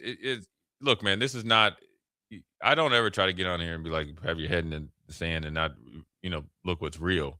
But you also got to give them dang good credit. Yeah. Like, they're playing good basketball. Yeah. We're past the, let's just see. Now it's just like, let's expect them to play and then be thoroughly disappointed if they don't play the way that they are capable of playing. Mm-hmm. But then don't be like, okay, well, once they complete that mission, all right, that's done. That's a little feel-good story. That's how you get in this position. Mm-hmm. Really, to be honest with you, how you think of yourself really is how people will portray and treat you, right? Yeah. Generally, like walking around, right? Yeah. And look, when we've seen coaches around here and players that walk around arrogant as you know what, and that's what people think. Now, whether it's true or not, but that's what they think, and that's how they treat you, right? So if you think like that locally, and that goes nationally from Locked On, what do you think a guy that's in, let's see, I don't know where, like East Lansing or like a Big East guy or an SEC guy, right? I was going to say ACC like guy. Morgantown or something like that, or like Syracuse. Your first round opponent, your second round opponent. Right. What are they going to think about? What do you think they're going to say when they're doing the whole NCAA? They're going by East-West region. Yeah, CBS Sports. How are they CBS Sports, and they're just breaking down. Okay, we're doing the East region here. We're doing the Midwest. We're doing the West, and here comes Nebraska. And they just say, "Oh, well, I just saw. Here's what these local guys are saying." Must be how they feel. It must be how they feel. This is how the state of their program. Look at these guys. They're, 24-2, and you know what? They're just only expected to win one game. So, and you're not trying to tell anybody, how to do their job, but. And I got nothing against those two guys personally. And I'm sure they're probably like, hey, look, football stirs the pot. But let's also not, minimize that the basketball team, every time they've played, and I'm willing to bet ever since PBA is open, has been. They've been top 25. Top 25 every year in attendance. And obviously people keep going. So they are a big deal. And that's why it's probably a bigger deal that they're doing it, because they've had the attendance and they've had some ups and lows or ups and downs. And now they're, on a pace to, do, somewhat remarkable things in the basketball history or in the history of Nebraska basketball. 4725 says this is very similar to some conversations we heard about Indiana football. And Jay, I won't even throw that out there, right? Especially to that first clip when Field of 68 said Nebraska's fraudulent if it doesn't make the Elite Eight. If Nebraska football if Indiana football in the 2024 season, 2025 playoff, if that's what Nebraska men's basketball 2025-26 is, I still think that's fine. Indiana, it didn't look good in the first round. Around a 32, maybe Sweet 16. Right. You made it. You won a game. You have to pop on the scene at some point. But just because Indiana didn't win the championship last year, were they frauds? No, guess what they did? They doubled down. And we'll talk about this game coming up more. But this can be a stage-setting year. Nebraska doesn't have to accomplish the national championship, in the second NCAA tournament appearance under Fred Hoiberg. It's not that or bust. It's not Elite Eight or bust, right? But that's a similar model to where if you're Nebraska men's basketball, accomplish what you accomplish, but that can't be the end of the line. Yeah. I mean, I think that's why there's a lot of disappointment with the football team. This is good. This is a monumental year. Necessarily isn't a national championship, and that's a really.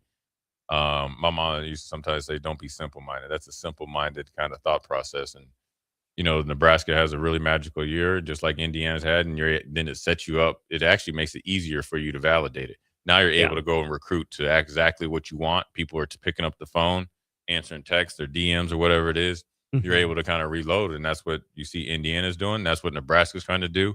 But by no means, if Nebraska gets to the NCAA tournament and wins a game, that it's like, oh, that's a good story. Now we'll go back to where, a national guy would hear that. They would think that Nebraska gets a victory, and then they go back to Fred Hoiberg's first year. Yeah. As far as like the way that the product on the court.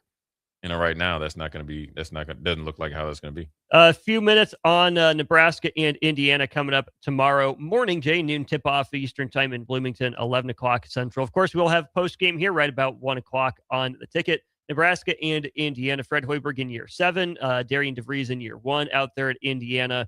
Closer matchup maybe than the top 25 rankings would indicate. Indiana is unranked there. Obviously, Nebraska is at number 10. Bart Torvik actually ranks the Hoosiers ahead of the Huskers, 19th for them and 21st for Nebraska. Ken Palm has it similar, but flipped Nebraska at 21 and Indiana at 24. Even if you look at Evan Miyakawa, these two teams are maybe closer than you might think. Evan's website isn't loading the way I would like it to. But even here we go. So Evan Miyakawa has Nebraska as the number 19 team in the country and Indiana at number 26, right? Yes, it's an upset if Nebraska goes and loses. Indiana maybe a little bit slept on, and I think maybe a dangerous matchup for Nebraska too, because both these teams love to shoot a lot of threes. And when you get kind of the bombs away both ways, it's a pretty high variance game. Yeah, and looking at just ESPN right here, Indiana's favorite. So it's it's a matchup type of game, but I think this fits well for Nebraska, and maybe that's what you need to go on the road to Bloomington, and knowing that you're the team that's undefeated, but the home team is favored. And so if you need motivation at 11 a.m., that's it. And so it's going to come down to how they handle Wilkerson and then what they can do with Rink Mass and all them to get to offset, anything that Indiana is able to do. But I think, look, at least I'm just going off of what, they did at Illinois and so forth and so on. I think they'll get off the plane and obviously into the arena and be ready to play. And so I expect them to pull it out. I expect them to have a good victory. Ohio State, I think, should have given them a lot of confidence going into the Lions Den, going into quote unquote a more athletically gifted team and win. Yeah. And really had control of that. Felt like that Ohio State game for majority of the game. And obviously was able to pull it out and rinse and repeat against Indiana. Indiana's a new team, new coach. So you'd like to think your experience maybe gives you a little bit of an advantage. Yeah, bunch of cobbled together pieces for Indiana. Jay, I'm curious to see the motivation factor. Not that I don't think either one of these teams are, going to be at any risk of getting up and not playing well. But Darian DeVries doesn't like Nebraska, and that's easier to sell when you're at Iowa, where he's from, or at Creighton, where there's that 60 miles separating the two campuses or whatnot. I have it on good authority from people that I trust that Darian DeVries is no love lost for Nebraska. I wonder if he's able to instill any of that in his roster, or if these guys are just like, yeah, okay, coach, whatever, you don't like him, but it's just another game for us, and how that impact plays. Yeah, it depends. I don't think there's any bad history with any of those players, so that might be a little bit harder. You'd be interested to see the reason why this late in his tenure, as far as coaching tenure, that's only going to last so long because like there's old saying, Walt West, who was my coach, he's like, look, we always throw the first punch, and that's not literally, but when we go out there and play. So that's going to go out of their system when Nebraska brings it to them. Then you got to get down and dirty and play some basketball. So, sure, it's a little bit of motivation. You can get your team maybe hyper-focused and try to, say, hey, look, man, these guys are fool's gold. We got to be the team that, gives them the first L in the loss column, so forth and so on. And on top of it, I don't really like them. But that's not going to be at the forefront of any of their players. And that's not going to make them shoot any better. That's not going to make them play any harder. But it could be something that could get them initially started. But Nebraska knows that. I'm sure Fred knows. And I'm sure Fred is going to probably deliver a message that's going to be very clear in what they need to do. And Fred, even though he's quiet, he's a little quiet assassin. I'm pretty sure he's like, look, you don't like Nebraska, you don't like me, so I don't like you either. Then we just don't like each other. Right. Well, then we're gonna roll the ball. Yeah, then roll the ball out. We can get after it. So, as much as that could be, something, if it's one-sided, it actually can work against you because once somebody catches you, then you might get Nebraska's. I'm assuming you're going to have their full attention. Polarist attention. Yeah. Oh, okay. This is what. Okay. Well, then that's fine. Then there's nothing like that. There's nothing like all right. Nobody makes me bleed my own blood. A little bit more on the line now than originally forecasted.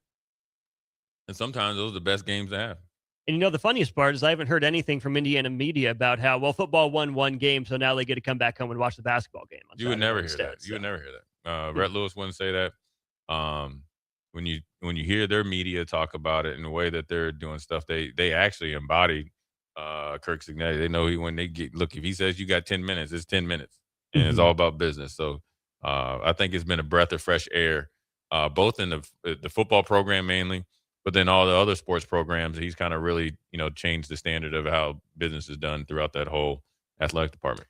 It's just business. That's what MLB teams and their players are telling each other. The arbitration deadline has come and passed. Jay, I know you're a little bit of a baseball guy, maybe closeted baseball guy. I got 3 examples I want to run past you, get your opinion on, because I think they all impact the teams in very different ways. We'll talk a little bit about the Royals negotiations with Vinny Pasquantino, Chris Bubich, as well as maybe the best player on the bump in modern baseball right now in Tarek Skubal. How far apart he and the Tigers were in their offers. That's all coming up here at 4:30. Watch Old School live on Facebook, YouTube, or Twitch. Old School with Foreman and Orman on 93.7 The Ticket and theticketfm.com.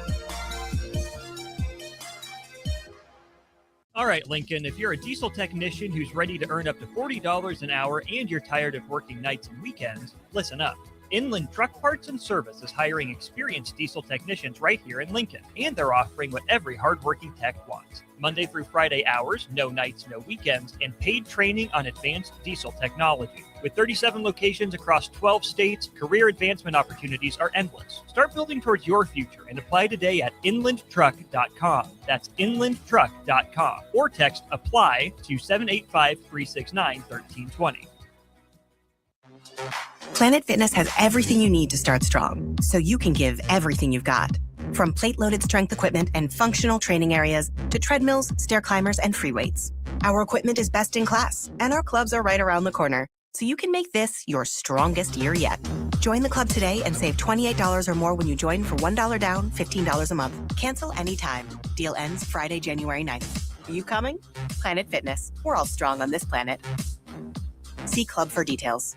It's the Nebraska Deer and Game Expo, January 16th through the 18th at the Sandhills Global Event Center in Lincoln. Come see trophy deer, hunting seminars, hunting and outdoor exhibitors, a 3D archery tournament, enter the blind giveaway, and more. The Nebraska Deer and Game Expo, presented by Whitetail Properties Real Estate, January 16th, 17th, and 18th. Learn more at NebraskaDeerandGameExpo.com and find them on Facebook. Come to the Nebraska Deer and Game Expo, January 16th through the 18th in Lincoln. 93.7 The Ticket, Fox, KFXL weather. Brought to you by Bryant Air Conditioning, Heating, Electrical, and Plumbing.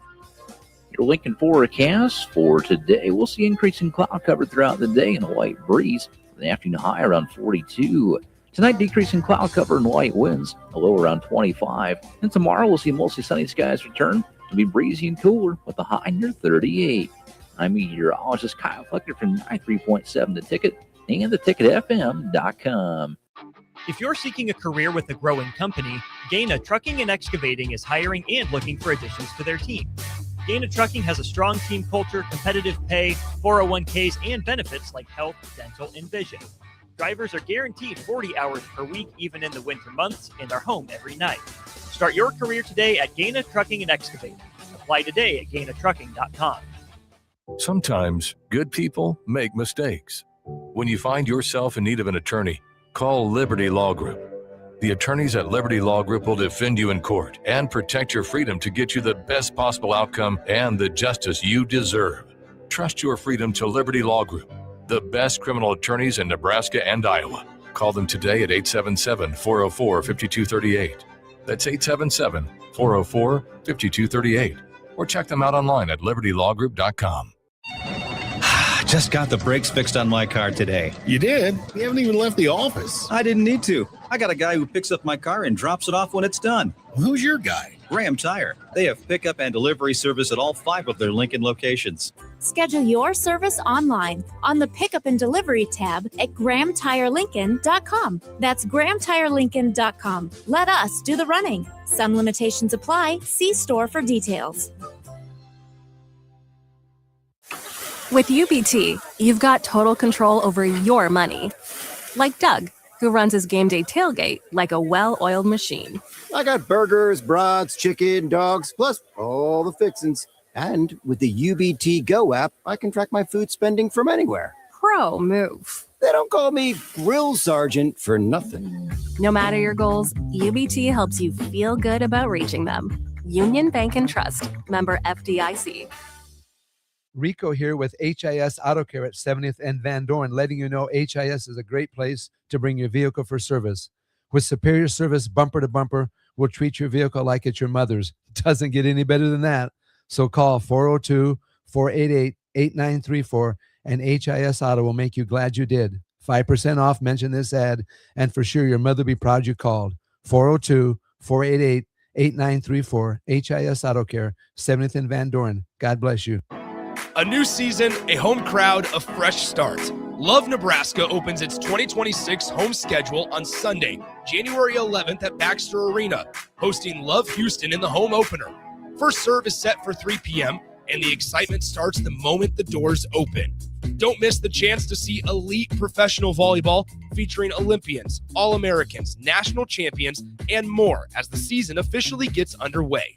It's opening night, Nebraska. Be there. Get tickets now at lovneb.com/tickets. Nutrition Authority presents Fusion 30, an ultra premium protein ideal for anyone wanting to look, feel, and perform their best. Fusion 30 can only be found at Nutrition Authority. Stop in today for a free sample, visit with a certified nutritionist, and get better than internet pricing. For store info, visit mynutritionauthority.com. Rosie's Sports Bar and Grill, open for lunch and dinner at 1501 Center Park Road, just south of 14th and Highway 2. Back to Old School with Foreman and Orman on 93.7 The Ticket and theticketfm.com. Welcome back in, halfway home here on Old School. Taking a little break from the stories of the day to go a little bit off the beaten path to Major League Baseball. I know. Get the comments. They talk about baseball, it's football season, but I get it. I know.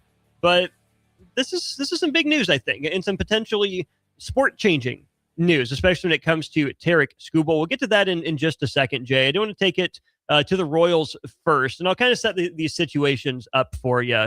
Obviously, we are Lincoln's home for the Royals, so hopefully you can stay tuned to that coming up here in just about a month. We're about a month away from pitchers and catchers reporting. But, Jay, the Royals don't go to arbitration very often. Of course, that's different in Major League Baseball, where players after a certain number of years of service time are eligible to go to this arbitration process if they don't come to terms with a team. And if they go to arbitration, it's a 3-person panel. The team presents their case. The player presents their case after the two sides have given the numbers that they think they should be paid. And for the Royals, 2 guys that are going to arbitration with the team. We'll start with this one. Chris Bubich, since they're the higher numbers. Chris Bubich had a stellar year last year before going down toward the middle end of the year with a little bit of a shoulder deal. Didn't pitch the last month and a half or so of the season. Chris Bubich filed for $6.15 million. The Royals filed for $5.15 million. This is a guy, Jay, entering the final year of team control. So he's going to be a free agent. It's a guy that's been in some trade rumors. And he comes in $1 million higher for what he thinks his salary should be compared to what the Royals think it should be. When you see a guy that's been a little bit banged up, a little bit up and down, coming off a career year, and also has been dangled in trades, what do you make of them being, that far apart? What do you think that the resolution is? Is it as simple as meet in the middle? Yeah, it's generally meet in the middle, and then maybe you can find some like escalators or incentives that he can maybe make that up on the back end. Because if he's making it up, then you're getting what you want and then some. And sometimes you have to look at injury history, and you got to be realistic about it, because a lot of teams they'll pat you on the back for going out there and playing injured, but then when it comes time to pay you, they'll be like, "Oh, well." He had Tommy John, this little shoulder deal. And, Tommy John's not the same thing as it was. And so, as far as rehab goes, and I think the best thing you could do is meet somewhere in the middle, and he's rational. I mean, why would you ask for what they could potentially meet in the middle and just ask for $1 million more? Right. Knowing that you could potentially get a little bit more. And that's the way negotiation goes. So I think that's a little bit easier one. The other ones that you're going to mention? The Pasquantino one, let's go there next. Pasquantino files at $4.5 million. The Royals file at $4 million. Only $500,000 in difference is really not that much money, even for a team, small market team like the Royals. I saw this because people are going to bring up, it's just the Royals being cheap, filing that far under. But Preston Farr, writing about the Royals, said in 7 seasons of ownership, John Sherman, the new owner, has overseen 5 of the top 10 highest opening day payrolls in club history. They've been active in free agency more than almost ever, plus the top 2 largest contracts in club history have been handed out there. So only $500,000 isn't that much money. The interesting part to me, Jay, is that the Royals are willing to, go and not really bash the player, but argue that they should pay him less money for one of the 3 or 4 faces of the franchise. Yeah. At this point, one of the best friends for your franchise cornerstone in Bobby Witt Jr., a guy who was a lower round draft pick, really made his own way to the big leagues, forced his way in front of some other, former prospects. You're really willing to go to trial and kind of, again, not bash him, but argue him down over $500,000? That's one that I don't understand, and I'm worried about how that could impact the clubhouse. Well, you're 100% right. It could affect the clubhouse, more importantly, Bobby Witt Jr. Yeah. But I think they're trying to negotiate through the clubhouse through him, which is probably the wrong thing to do, because directly he's connected to Bobby Witt Jr. And everybody knows, the 500,000 or even the $1 million, what we talked about before, to the owners isn't that much, especially for the Royals. Always have, butts in the stands, and he's one of your 3, faces of your franchise. So why not take care of him?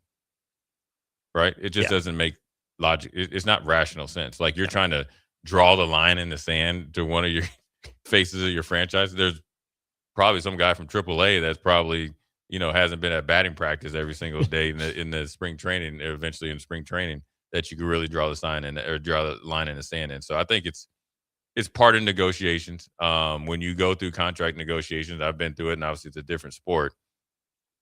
You have to take the emotion out of it, because the majority of the time they're going to tell you you're not very good, and you're not good enough, or you don't deserve it. Yeah, or you're lucky enough that we decide to give you the money when you've earned it. And so it all cooler. That's why they have arbitration. Take the 2 emotional sides out of it, and hopefully you have an award that goes the player's way.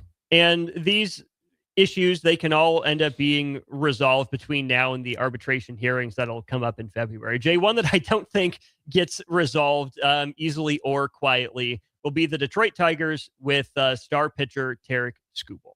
Yep. Tarik Skubal files his arbitration claim at $32 million. It's a 1-year deal. So he's saying, hey, I'm worth $32 million this year, because they've had talks about an extension. We'll get to that in a sec. Anyways, Skubal files at $32 million. The Tigers file at 19. Yeah. Almost, half of that, 2/3 of that number. Okay, that's a big gap. That is, number one, the largest arbitration gap in Major League Baseball history of $13 million. And Jay, this comes on the heels of back in the Major League Baseball postseason, the 2 teams came together, were working on the framework of an extension.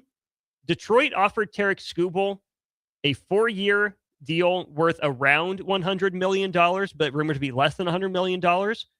Skubal, his people were asking for $350 million. So you're $250 million apart in an extension.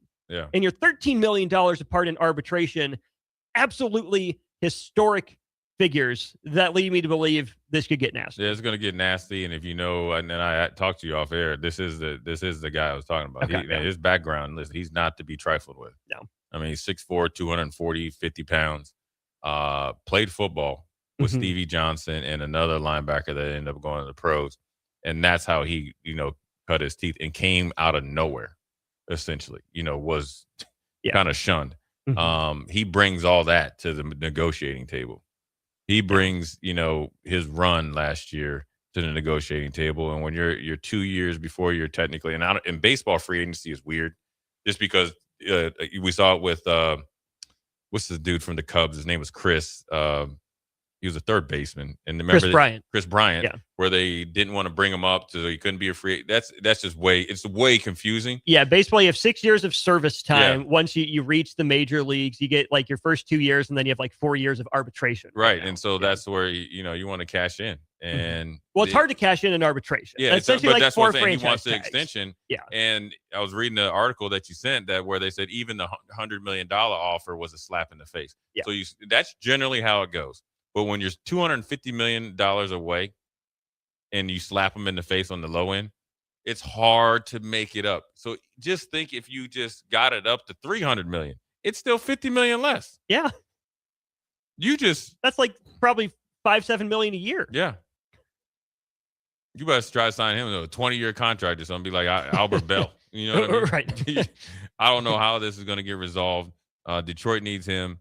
He doesn't necessarily need Detroit, and he has all the leverage right now because that left arm and that high leg kick is the real deal right now. Did some more digging on this as well, found some more numbers. So the reason Tarek Skubal can file his claim so high is kind of twofold, and this comes from Jorge Castillo of ESPN.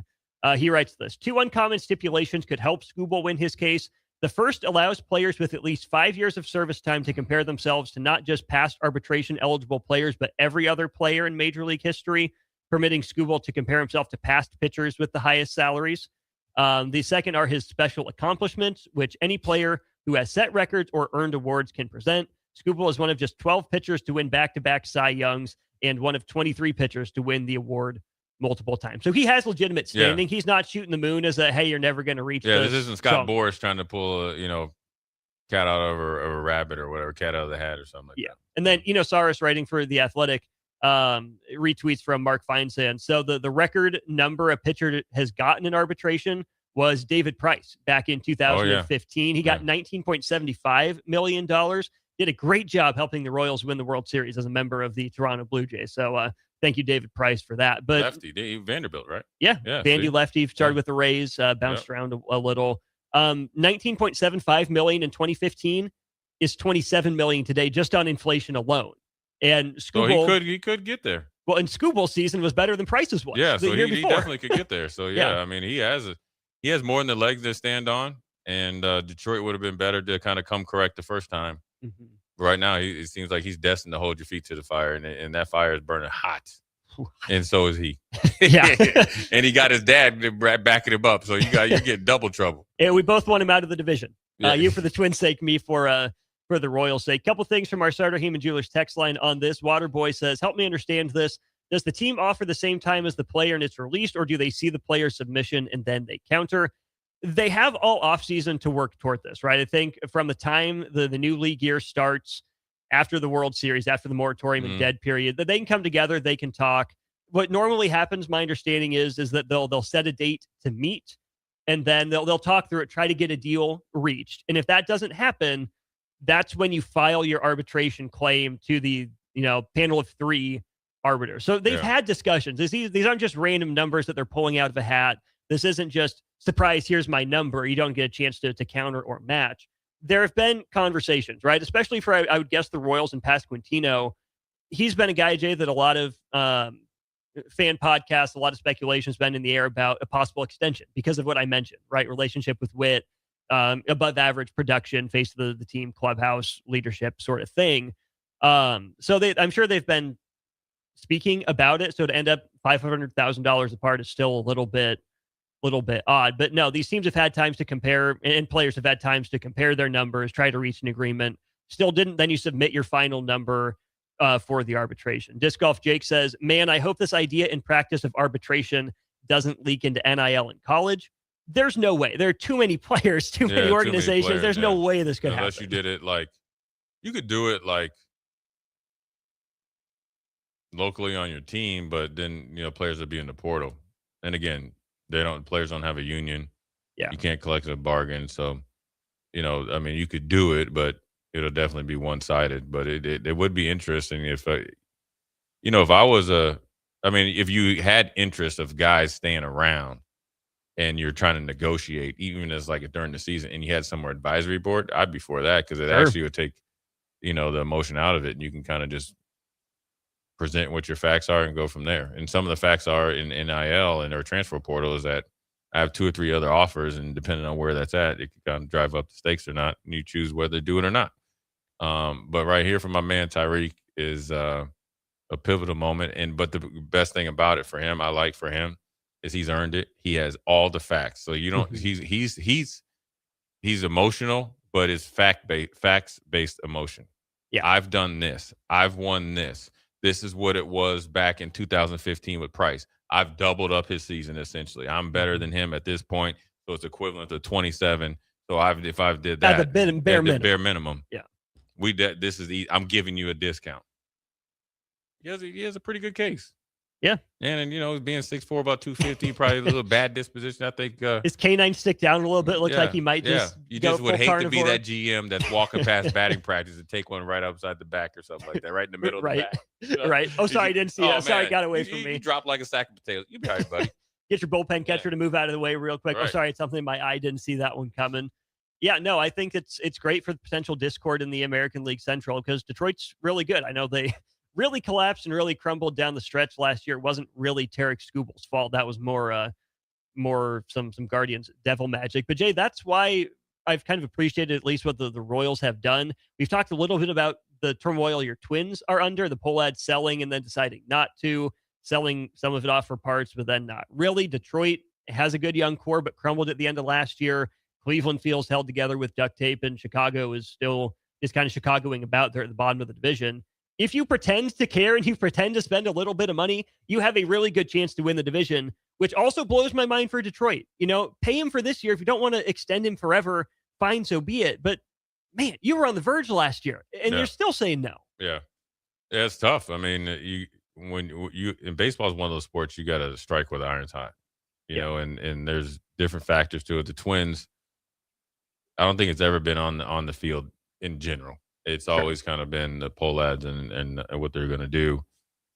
And you're going back and forth. It's no different with the Timberwolves. Up there in Minnesota, you had Glenn Taylor. I don't know. I mean, that sale to Alex Rodriguez was like 2.5 years, and you're walking away from billions. So Detroit is in a tricky situation because you talked about with Bobby Witt and him being the face. This guy, Tariq, is the face of Detroit. You don't take care of him, your window just went from being pretty wide open to pretty close. So we'll see. Sure did. Old school fans, this will probably be the last time we talk baseball till like Kyle Tucker signs or something. So thank you for letting me get it out of my system. Appreciate the locker room insight and whatnot from Jay Foreman as well. A legend about to call it quits in the volleyball realm. Yeah. We'll talk about that to wrap up hour 2. You're listening to Old School with Jay Foreman and Austin Orman. Download the mobile app and listen wherever you are on 93.7 The Ticket and theticketfm.com. An emergency can happen any moment. Here's a few seconds to think about where you'd go. At CHI Health, we stand ready to care for any emergency. Our specialists provide expert care when you need it most and believe healing is more powerful when delivered with human kindness. When seconds matter, know CHI Health St. Elizabeth is accredited in stroke care and offers the region's only ER just for kids. Learn more at chihealth.com/St. Elizabeth Emergency.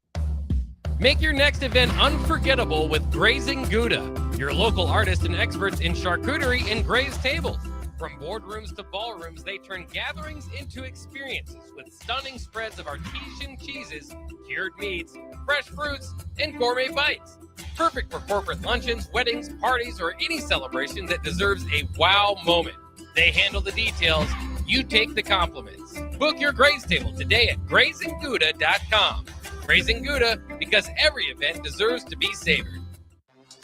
Planet Fitness has everything you need to start strong, so you can give everything you've got. From plate-loaded strength equipment and functional training areas to treadmills, stair climbers, and free weights.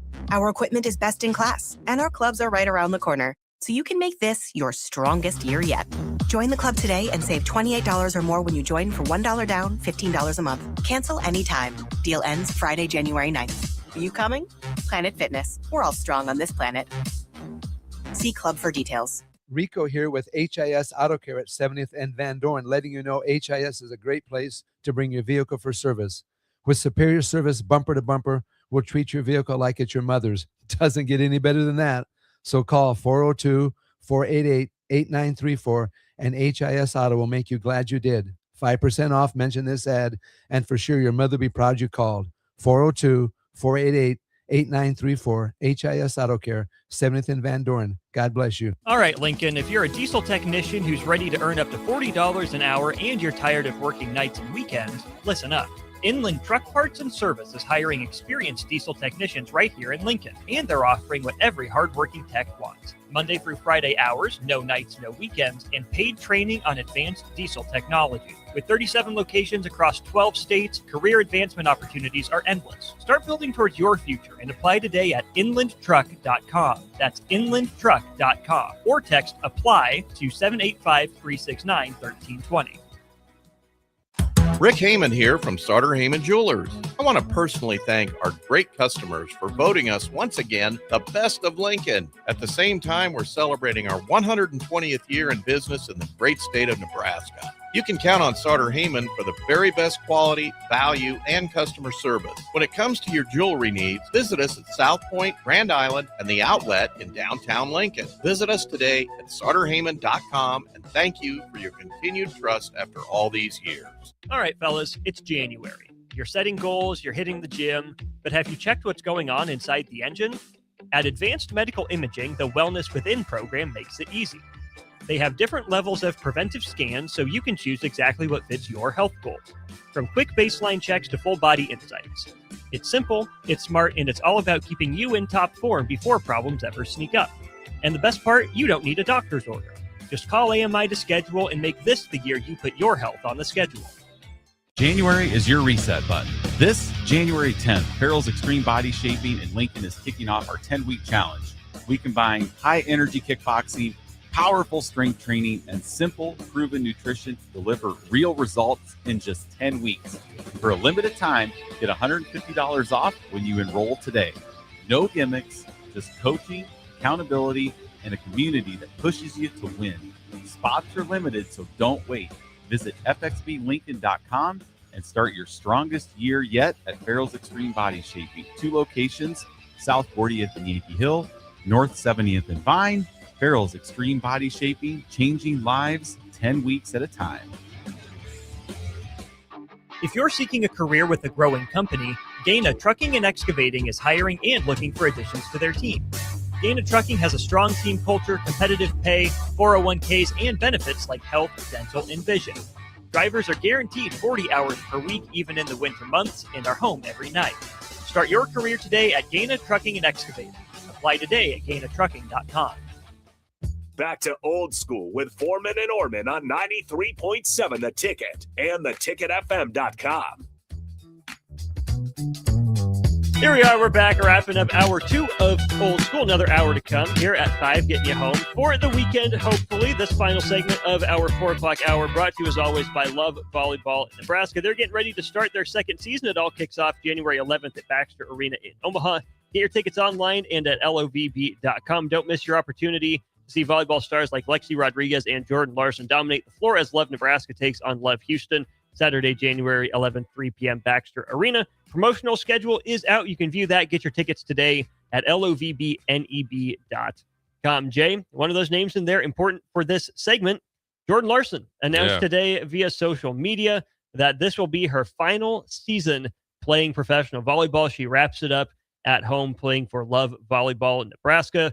I doubt that anyone in the Love Volleyball circuit hits her with the Paul Pierce, they don't love you like that on her retirement tour. What a career, what a legacy she's left, not just in the state of Nebraska and for the state of Nebraska, but USA Volleyball and around the world. Yeah, she's obviously a legend. Her from Fremont, 39 years old. So, I mean, you got to Logan think. View High School, Upper Nebraska. She's been playing professionally for almost half her life, and she's been dominant, and obviously she's done great things, obviously on the court, and then obviously off, and then now she has some ownership, and so that's just kind of like her second, career in competitiveness, and so, look, it's probably, it's emotional because, when you're an athlete, and obviously her being one of the greatest of all time, the amount of sacrifices that she's had to make to be what she is, it can't go, understated. And so it should be, emotional because it's closing of a chapter that's a big chapter in her whole life, but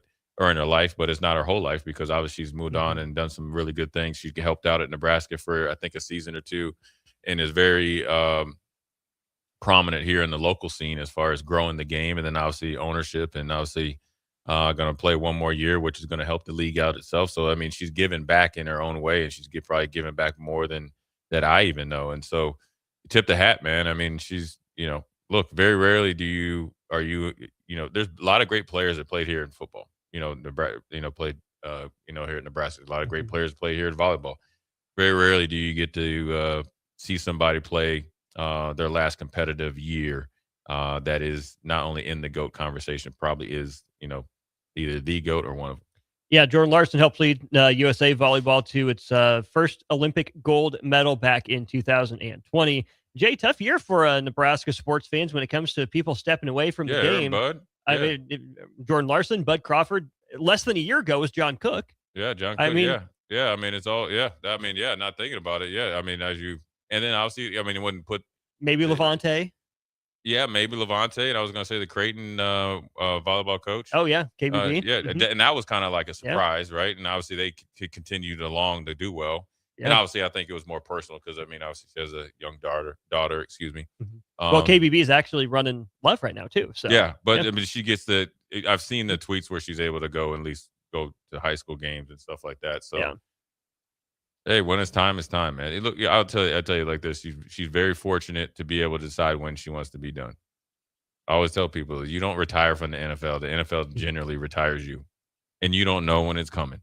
And she is obviously more than capable to continue on to play, but she's decided to shut that door, at the end of this season.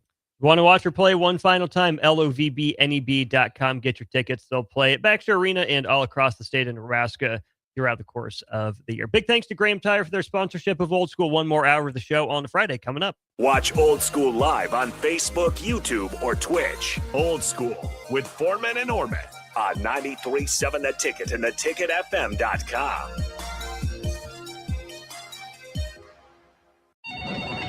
Just got the brakes fixed on my car today. You did? You haven't even left the office. I didn't need to. I got a guy who picks up my car and drops it off when it's done. Well, who's your guy? Graham Tire. They have pickup and delivery service at all 5 of their Lincoln locations. Schedule your service online on the Pickup and Delivery tab at GrahamTireLincoln.com. That's GrahamTireLincoln.com. Let us do the running. Some limitations apply. See store for details. Change begins with you. Join a weight loss medication study at Solarion and earn cash in the process. If you are 19 to 65 years old with excess weight to lose, you may qualify.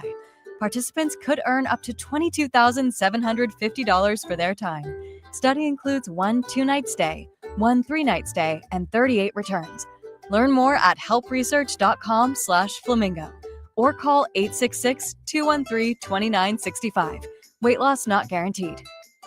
It's the Nebraska Deer and Game Expo, January 16th through the 18th at the Sandhills Global Event Center in Lincoln. Come see trophy deer, hunting seminars, hunting and outdoor exhibitors, a 3D archery tournament, enter the blind giveaway, and more. The Nebraska Deer and Game Expo, presented by Whitetail Properties Real Estate, January 16th, 17th, and 18th. Learn more at NebraskaDeerandGameExpo.com and find them on Facebook. Come to the Nebraska Deer and Game Expo, January 16th through the 18th in Lincoln.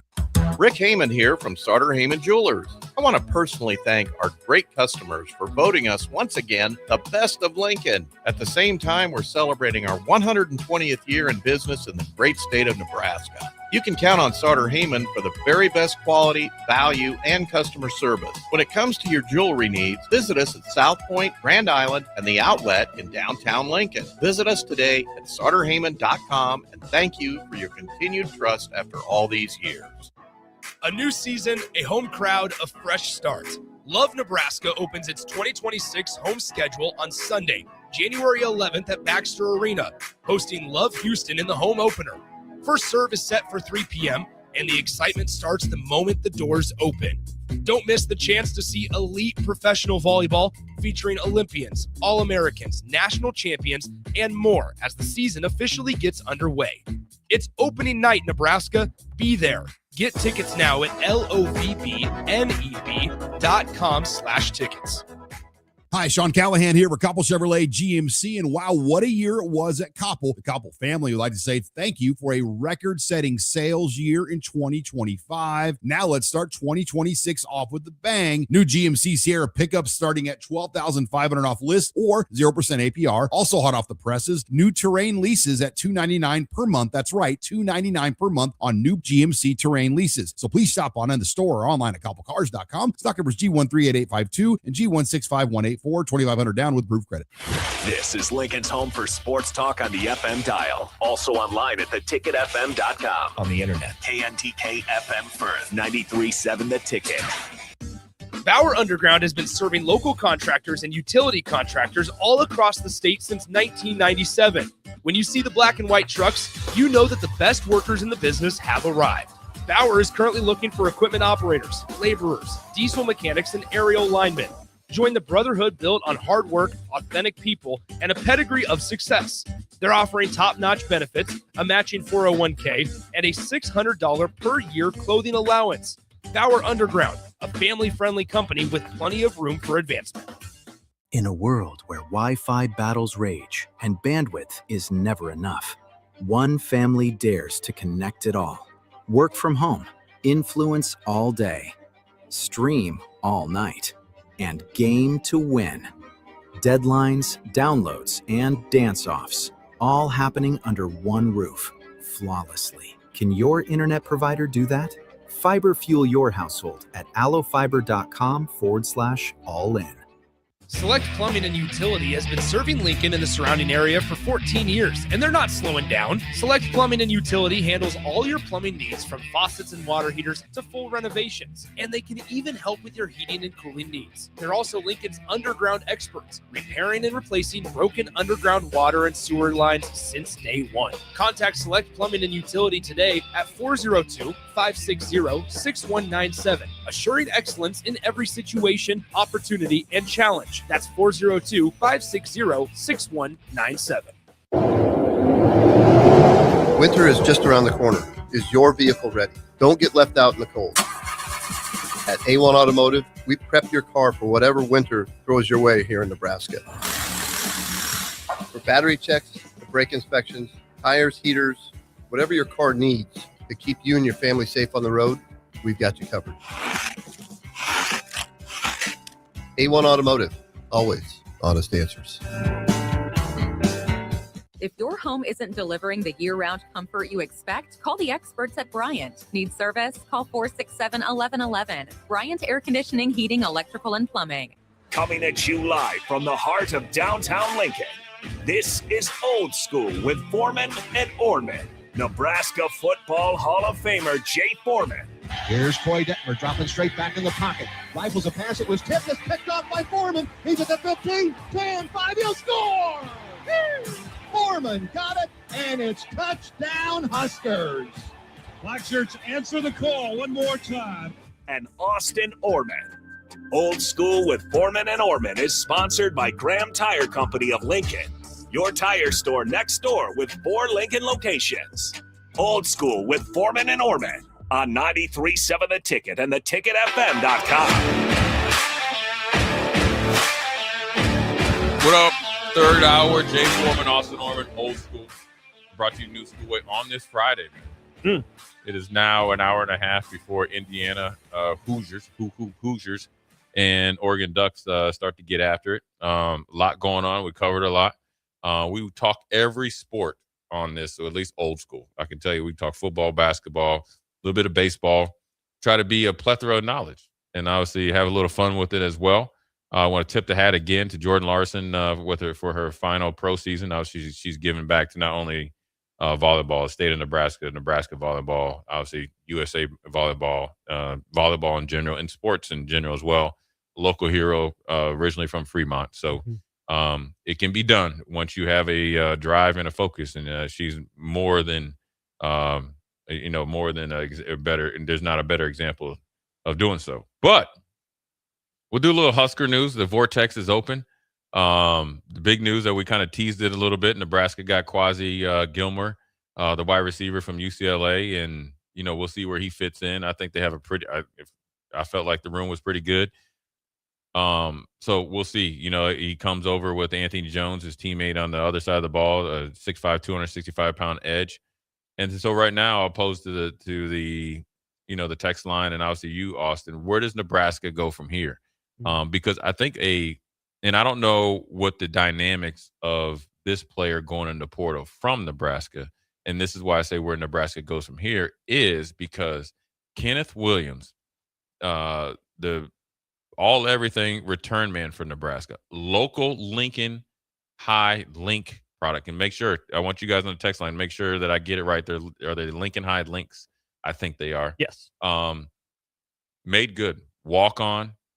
Came through the transition of a new coach. Made his way onto the field. Can tote the pill, though. He can tote the pill in conventional running back.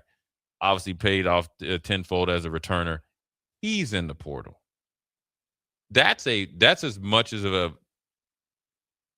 you don't go into a season expecting to have two kickoff returns for touchdowns every single year. You just don't. No. I mean, if you are, you're just way better than everybody's supposed to, right? Because then they'll start. Unless you're Caden Wheaton at Iowa. Yeah, and they won't kick to you and all that, right? But let's just say one. Yeah. Okay, that is huge. Along with the other returns, I would say him going in the portal is just as important as Keona Davis going in the portal. Now, Keona Davis hasn't officially went in the portal. He just, I guess, teased it. I don't know if Kenneth Williams has as well. I don't know if it's to go in the portal to figure out the contract or not. The dynamics of the portal with Nebraska obviously is starting to get more and more interesting by the day, considering we have a big offensive lineman in here from Baylor. I'm sure he's, here and gone, so hopefully you get him. The dynamics of the team can really, really change by either one portal entry or one visit from a potential player and starter, coming in from out of town. Yeah, my read or my understanding is that Baylor guy is committed to Baylor, hasn't signed anything yet, so Nebraska's trying to flip verbal commit to Baylor. Yeah, right. I should have said that. Yeah, and Nebraska's lost a verbal commitment, as we know, at the quarterback position. Rumor has there's also an SEC interior offensive lineman in town or coming to town sooner than later. So Nebraska really bolstering the depth there. The Kenneth Williams thing is interesting to me, Jay, because on the one hand, there's everything you said that I agree with. It's weird to see a local guy like that step out of the program, right? If this was the coaching staff that gave him the shot, that found a role for him, you'd hope it would, just mean more and he'd for love of the game and, want to wear the big red end and whatever. And I totally get that. But I also can't blame the young man if he still views himself that far down the depth chart at running back and he thinks he can get on the field and play. If he's third at best on the depth chart right now behind Nelson Mosey and then maybe tied with Ives, depending on who's available, he doesn't feel like he's gotten a fair shake or doesn't feel like he will get a fair shake, I can understand him wanting to leave. If it's the flip side, Nebraska has just pigeonholed him into that special teams role, saying, hey, this is what we're using you for, and he wants to be more. I don't blame him for that. I think the aspect of it that hurts Nebraska more is the local kid angle. Why wouldn't you just take care of him enough to keep him around when he proved he can play a role on your team? But then I go to this. If you have a good vibe about your running back room, you like your top 2.5 guys, top 2 and a situational guy, is it that hard to find another guy to return kicks? Can it be that hard? If Mosey's not going to get on the field as a running back, if Nebraska goes and gets one, you want to get the ball in his hands. Can you put him back there and hope that he's the next, Kenneth Williams? I get it. You don't let the known quantity out the door, but I don't want to get into too much hand wringing about letting a kick returner go out the door if that's all Nebraska saw him as. Yeah, it's hard because where Nebraska special teams were and where they went this year, he was a big part of that, right? And obviously Coach Eckler was the lead dog in that, but he was obviously an example of the coaching and opportunity, led under, Mike Eckler. So, in theory, you can find anybody that you can find. You should, if you play wide receiver, DB, running back, you should be able to return kicks, right? Yeah. That's actually the old school mentality. Yeah. New school guys, these new position groups or guys that play these different positions, as running back, receiver and DB, they don't do that anymore. So actually, the guys that are willing to do it actually have a different mindset because they're actually an old school mindset. I'm going to force my way onto the field in regular offense and defense by special teams. Mm-hmm. So losing him, sure, you can find somebody. Look, you have plenty of options, right? But no answers. You had plenty of options last year. He was the answer. So it can happen. You feel like you have Barney as a punt returner. You probably want to see, more productivity out of him, but he showed some flashes. Mm-hmm. Yeah, Kenneth Williams as the kick returner. He's, he kind of knew your scheme. He, everybody blocked for him. He did real well. He hit the height of it, being rewarded a scholarship. Maybe it's a thing that he, maybe the scholarship isn't, for the rest of his tenure. Maybe it was just for this year. You never know the dynamics of it. And if he wants to get more reps at conventional running back, I understand that as well, because you probably forecast Nebraska eventually will make a move in that running back room, even with Mosey and Ives and all of them in Nelson, right? And mainly Nelson and Mosey. Even though Nelson did really well in the bowl game, you probably might see them try to make a move at, I've heard every name from Dante Dowdell to the big running back from Minnesota. Yeah, is your boy. Yeah, and there was another one, or in Sharmar Brown. And so if you forecast that, if you're Williams, okay, I potentially could be 3. Thinking if you and Ives go head to head, but Ives is going to come back and give it a shot. And the coaching staff's been high on him for 3 years now. And they're waiting for him to step it up. Okay, now I'm 4th. Okay, here's another guy in 5th. And so if he really wants to play running back and along with, return kicks, you understand why he went in the portal. But I think it's a big deal because he was very, very productive. He to be honest, let's be honest, of the two games, he pretty much had a big hand, or special teams had a big hand, and he was on the unit in Nebraska winning. Yeah. And so those are the type of players that you're trying to build from that 7-5 to hopefully that like 9-3 to the 10-2, to potentially get to where Nebraska wants. You want to keep, good productive players. And then on top of it, the icing on the cake is he's local. And obviously you want to keep that type of good vibes going. But if he made a decision for himself, you got to respect it. Yeah, I agree with everything that you landed on there. You lost a productive player that played a role that swung games for you. That, to me, is a bigger problem. The next biggest problem to me would be if you can't find someone else. Yeah, if somebody it's put on the coaching, roster. different. But it's one thing if you're just back there catching kicks. Yeah. Right. Yeah. You got to be productive. Right. Yeah. I mean, Jay, you've played special teams. What makes a good kick returner? You got to be fearless. You got to be smart. You got to want to play special teams. That's in any of the four core special teams. But to be a returner, you got to be a little bit crazy because guys are coming down to try to knock your head off, and you got to have a lot of trust in your teammates that they're going to block, and you got to have trust in the coach to put you in the right position. So you got to be a little bit. You got to have a tremendous amount of confidence, and then obviously you got to have really, really good vision and speed and all that.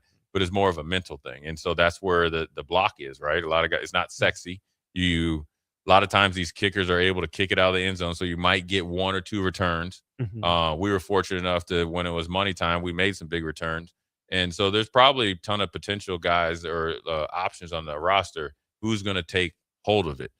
Special teams took a huge step forward. So I'm sure they have somebody that they could potentially replace them with. So you just, you probably put the confidence in them, especially special teams, that they'll be able to do so. Yeah, and that's where I would like to see, let's say Nebraska does go out and get another running back out of the portal. If they still want to get Isaiah Mosey on the field, put him out there, a kick returner, right? Again, you might not get a lot, but that's probably the most consistent way for him to impact Nebraska. I don't hate the idea of Ja'Cory Barney Jr. back there, but of course, Jay, he tried to fair catch that one, or caught it the one that went out of bounds or whatever it was, made a mental gaffe a couple of years ago on it. As an upperclassman, you'd hope he would have grown past it. Demetrius Bell, if he remains on the roster, is that a guy that you want to get some extended look at that has a way to play his way up into, some real reps? There are plenty of options there. That's where I was still a little surprised to not have seen Emmett Johnson at kick return more as a younger guy. Yeah. I think he probably practiced there, but I think obviously the coaching was different, and they probably had their eyes on somebody else, and so it wasn't, I don't think, an Emmett choice. Yeah, I don't think Emmett wasn't willing. I know I've seen him back there practicing and stuff. So Virginia Pirate has a really good question here, Austin. We can take turns in answering. Is there, what are your guys' impressions overall of the players Nebraska got in the portal so far?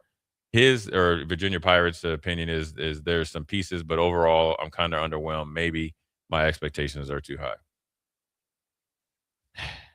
I don't know. It seems fine. I mean, you haven't had that big splash addition yet. I don't think you necessarily need to. I don't think that's what I would want Nebraska to go out and do. Calandria, good player, fun player. We'll see what he can add. You bring experience in the system on defense, which, Jay, we've seen at Indiana. I mean, you have legitimate NFL prospects, don't get me wrong. But you add some legitimate NFL prospects to familiarity in the scheme. You add to it. Then you add some Big Ten experience from UCLA in Jones and today Gilmer. I don't know if there's a headliner of the class. I guess you could argue it would be Calandria, maybe Chambliss if you look at, all Mountain West defense guy. But if those are the headliners, that's not going to make huge waves nationally. I think it's a good enough class, right? You don't want to be underwhelmed by, you get offensive linemen as well that are good additions that shore up that group. I'm not overwhelmed by it in any means, but I also didn't go into this offseason expecting to be overwhelmed by what Nebraska did in the transfer portal. That isn't what I wanted to see Nebraska accomplish. So at this point, I'm not going to buy into the hype of, Nebraska got the next huge difference maker, or here's this guy that's going to be all Big Ten. I don't think it's underwhelming. I think the additions they've made for the most part have made sense. And I'm just curious to see which of these guys proves they were worth it on the field. Yeah, I think, I'm along there. I think they've, done what they can. I mean, obviously, they've tried to address the offensive line, which I think, when you look at it, Brendan Black is probably going to be their best player, right? And then you get the rug pulled out from under you with the quarterback, and then you have to kind of scramble from there. And it seemed like they weren't fully scrambling because they quickly moved on, to Calandria. So, they were able to remedy that. And then obviously you still have TJ Lateef. And then also I think, Matt Rule, has talked about he believes in the players on the roster.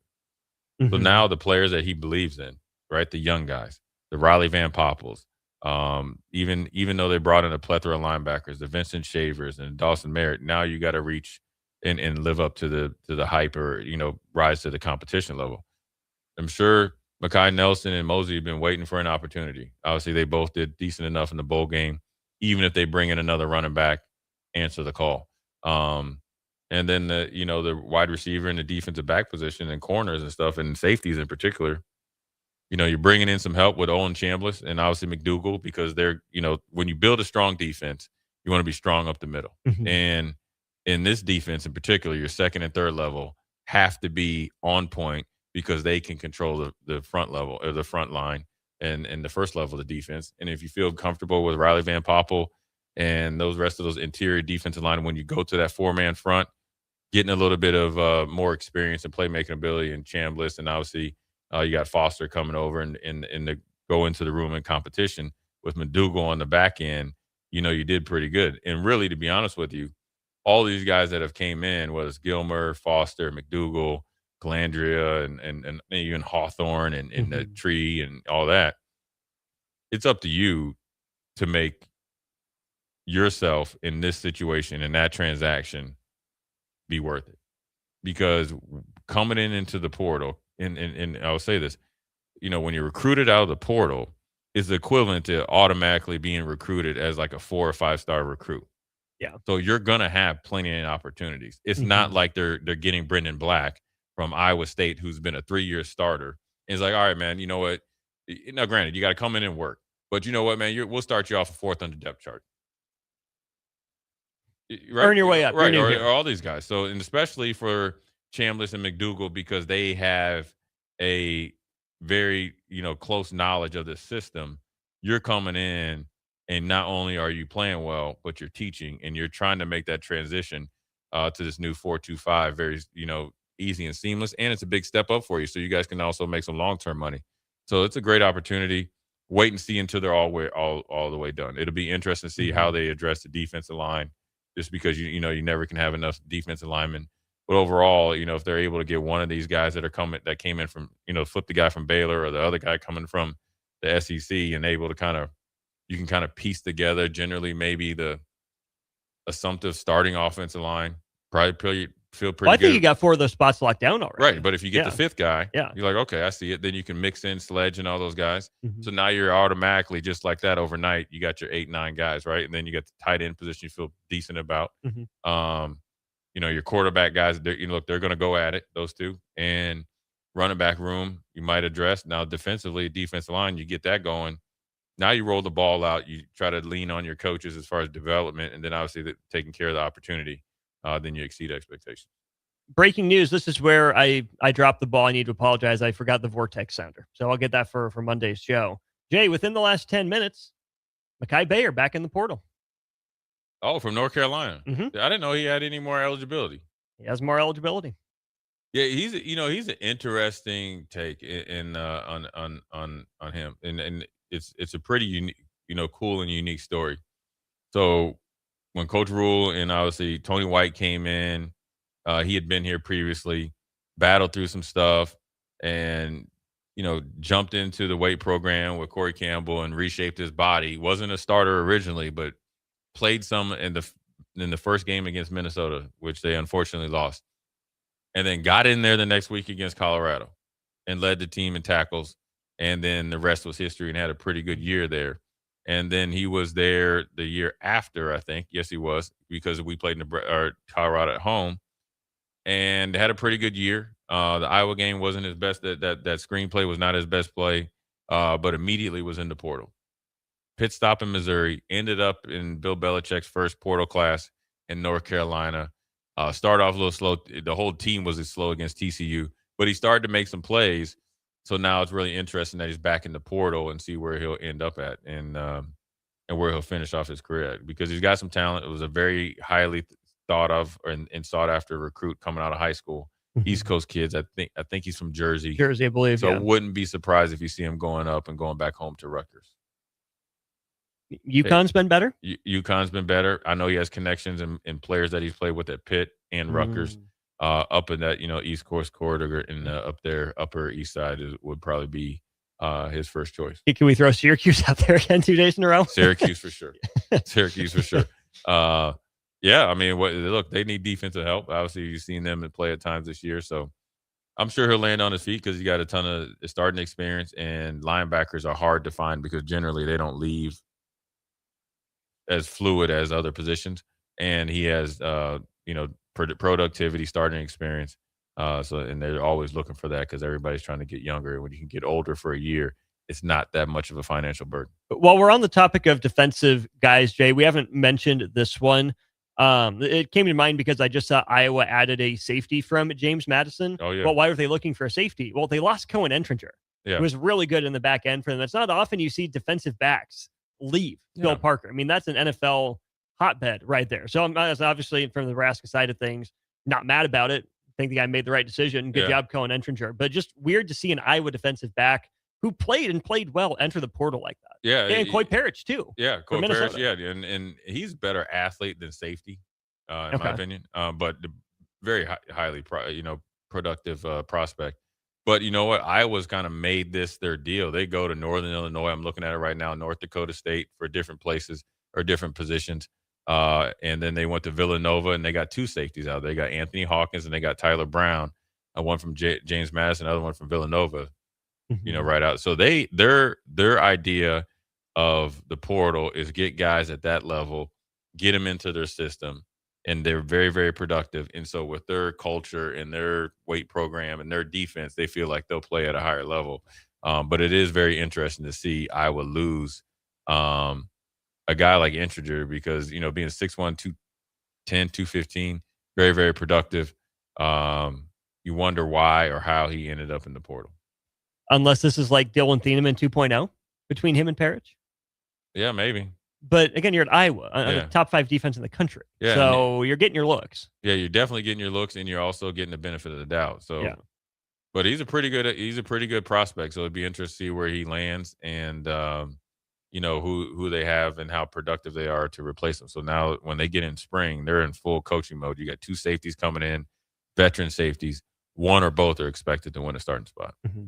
When you see 6'1", 210, 215 as a safety, what kind of mold do you think? Oof. For him, obviously he can be in the box safety. I think he has better coverage ability than you normally would think. You think about all the good safeties. You could think about Petrie down at Houston. That's kind of a hybrid type of safety that can play like an open side linebacker and nickel. He can play safety. He can blitz. He's tough. He plays for Iowa. Just be interesting to see where he lands and then how he progresses in another system. Because sometimes you can really be highlighted in the Iowa system and then go to another system that's drastically different without the culture, without Phil Parker, and kind of look lost in transition a little bit. Yeah. So it'll be interesting to see where he makes that choice. And, time's ticking, for him because classes are starting pretty soon. Well, then Parrish, too.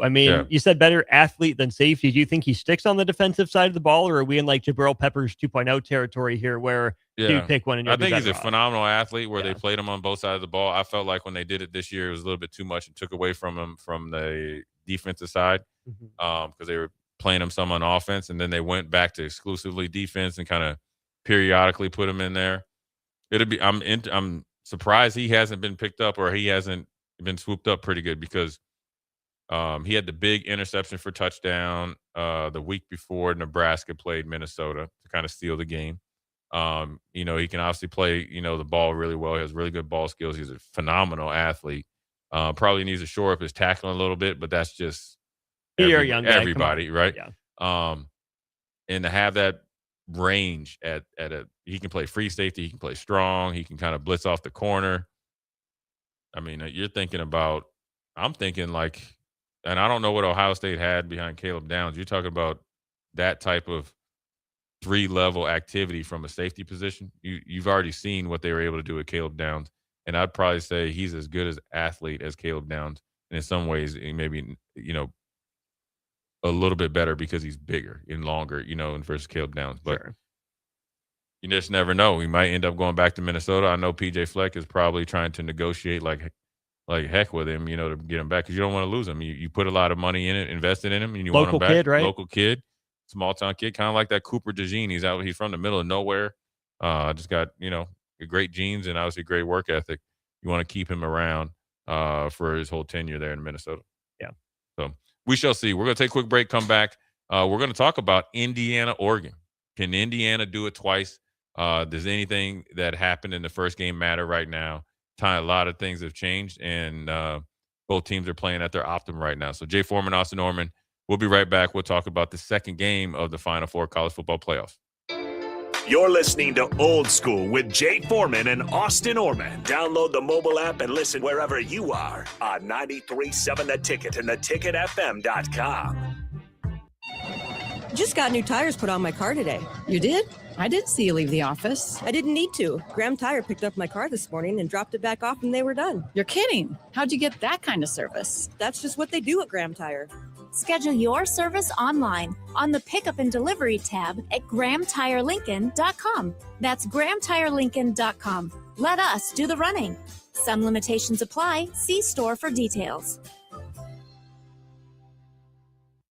If you're seeking a career with a growing company, Gaina Trucking and Excavating is hiring and looking for additions to their team. Gaina Trucking has a strong team culture, competitive pay, 401ks, and benefits like health, dental, and vision. Drivers are guaranteed 40 hours per week, even in the winter months, and are home every night. Start your career today at Gaina Trucking and Excavating. Apply today at GainaTrucking.com. January is your reset button. This January 10th, Farrell's Extreme Body Shaping in Lincoln is kicking off our 10-week challenge. We combine high-energy kickboxing, powerful strength training, and simple, proven nutrition to deliver real results in just 10 weeks. For a limited time, get $150 off when you enroll today. No gimmicks, just coaching, accountability, and a community that pushes you to win. Spots are limited, so don't wait. Visit fxblincoln.com and start your strongest year yet at Farrell's Extreme Body Shaping. 2 locations, South 40th and Yankee Hill, North 70th and Vine. Farrell's Extreme Body Shaping, changing lives 10 weeks at a time. Bauer Underground has been serving local contractors and utility contractors all across the state since 1997. When you see the black and white trucks, you know that the best workers in the business have arrived. Bauer is currently looking for equipment operators, laborers, diesel mechanics, and aerial linemen. Join the brotherhood built on hard work, authentic people, and a pedigree of success. They're offering top-notch benefits, a matching 401k, and a $600 per year clothing allowance. Bauer Underground, a family-friendly company with plenty of room for advancement. If your home isn't delivering the year-round comfort you expect, call the experts at Bryant. Need service? Call 467-1111. Bryant Air Conditioning, Heating, Electrical, and Plumbing. Most resolutions for the new year fail before January is even over. Why not resolve to just be a little bit cleaner in 2026? Nebraska Auto Detail is here for you. Now through March 30th, if you purchase a ceramic coating, you'll get a free interior detail. There's no better way to start your year than taking care of your car and decluttering the mess that it becomes so easily. Book your detail today at NebraskaAutoDetail.com or call Joe and the team at 402-601-5086. Hey guys, this is former UFC fighter and mixed martial artist Anthony Lionheart-Stone. The Upside Bar and Lounge in South Lincoln is the go-to spot for every UFC event, prelims, and main card. There's never a cover, so make sure you get there early and stay late. Upside Bar and Lounge has daily specials, a margarita club, and a taco club. And don't forget, they just added Buzz Bowls to their menu. Learn more about upcoming events by visiting UpsideBarLNK.com and stop into their South Lincoln location for every UFC event on 27th and Pine Lake. Let's fly. Your next trip starts at Lincoln Airport with American Airlines. Now flying nonstop service to Dallas, Fort Worth, and Chicago. American Airlines connects Lincoln to major hubs and destinations around the globe. Wherever you're headed, LNK gets you there with new nonstop flights on American Airlines. Convenient, fast, and stress-free. Book your next flight at LincolnAirport.com. LNK, make flying easy. 93.7 The Ticket, Fox, KFXL weather. Sponsored by John Henry's Plumbing, Heating, and Air Conditioning. Your Lincoln forecast for today. We'll see increasing cloud cover throughout the day and a light breeze. In the afternoon, high around 42. Tonight, decreasing cloud cover and light winds, a low around 25. And tomorrow, we'll see mostly sunny skies return. It'll be breezy and cooler with a high near 38. I'm meteorologist Kyle Flecker from 93.7 The Ticket and theticketfm.com. All right, Lincoln, if you're a diesel technician who's ready to earn up to $40 an hour and you're tired of working nights and weekends, listen up. Inland Truck Parts and Service is hiring experienced diesel technicians right here in Lincoln, and they're offering what every hardworking tech wants. Monday through Friday hours, no nights, no weekends, and paid training on advanced diesel technology. With 37 locations across 12 states, career advancement opportunities are endless. Start building towards your future and apply today at inlandtruck.com. That's inlandtruck.com. Or text APPLY to 785-369-1320. A new season, a home crowd, a fresh start. Love Nebraska opens its 2026 home schedule on Sunday, January 11th at Baxter Arena, hosting Love Houston in the home opener.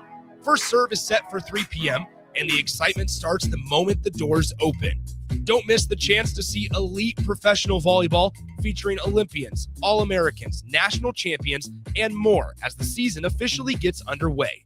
It's opening night, Nebraska. Be there. Get tickets now at lovneb.com/tickets. Hi, Sean Callahan here for Koppel Chevrolet GMC. And wow, what a year it was at Koppel. The Koppel family would like to say thank you for a record-setting sales year in 2025. Now let's start 2026 off with the bang. New GMC Sierra pickups starting at $12,500 off list or 0% APR. Also hot off the presses, new Terrain leases at $299 per month. That's right, $299 per month on new GMC Terrain leases. So please stop on in the store or online at koppelcars.com. Stock numbers G138852 and G165184. 2,500 down with proof credit. Back to old school with Foreman and Orman on 93.7 The Ticket and theticketfm.com.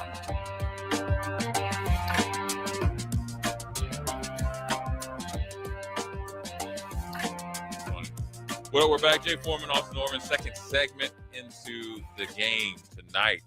Oregon Ducks against the Indiana Hoosiers. Dan Lanning, one psychopath against the other psychopath against Kirk Cignetti. One team that had been better known for their uniforms, but obviously Dan Lanning has brought a little SEC flavor to Oregon. And Kirk Cignetti has done a little bit of everything. He's bringing that winning culture and swagger. And Indiana went up to Oregon this year, won 30-20. Oregon is, took that loss and continued to run the table after that, learned from it. And so now they get to meet again. And I don't think anybody has an advantage. I mean, when you look at this matchup, when you get to this point, you're pretty tidied up as a team. Mm-hmm. You got two highly rated, the number 1 and number 2 pro prospect quarterbacks playing tonight. Both of them have stellar players on their defenses. Both of them have stellar players on offense. And Oregon's looking for a little revenge. And, they always say it's hard to beat the same team twice in the year. It is. Look at Ole Miss and Georgia. But I think Indiana is built different with the way that they've kind of went about their business, the way that they played against Alabama. A game that, where, they really, put it to Alabama after that first quarter. Mm-hmm. If there's a team that could beat Oregon twice in a year, and especially since it's at a neutral site, is this Indiana team, led by Mendoza and company and the plethora of NFL players they have on defense. And they're still playing with an edge. They seem to be playing better. After the bye, there was supposed to be the death knell for these teams. Right. And so there's one team and one leader that's able to keep the team focused, keep them motivated, and obviously keep them executing at a high level. It's been Kirk Cignetti and company going against a team and Dan Lanning that was able to take advantage of a Texas Tech team that had some holes, even though they were originally a top 4 seed. When you're that bad offensively, there's a reason why you go pay $1 million buyout for Sorsby. Yeah. Who's good? I don't know if he's the solve for them, but he's better. He's better than what they have. Yeah, and, for sure. And then they went and got a couple running backs, and they have some backups that were good. Versus when Oregon's playing, Indiana. Indiana's 3 deep in the running back room.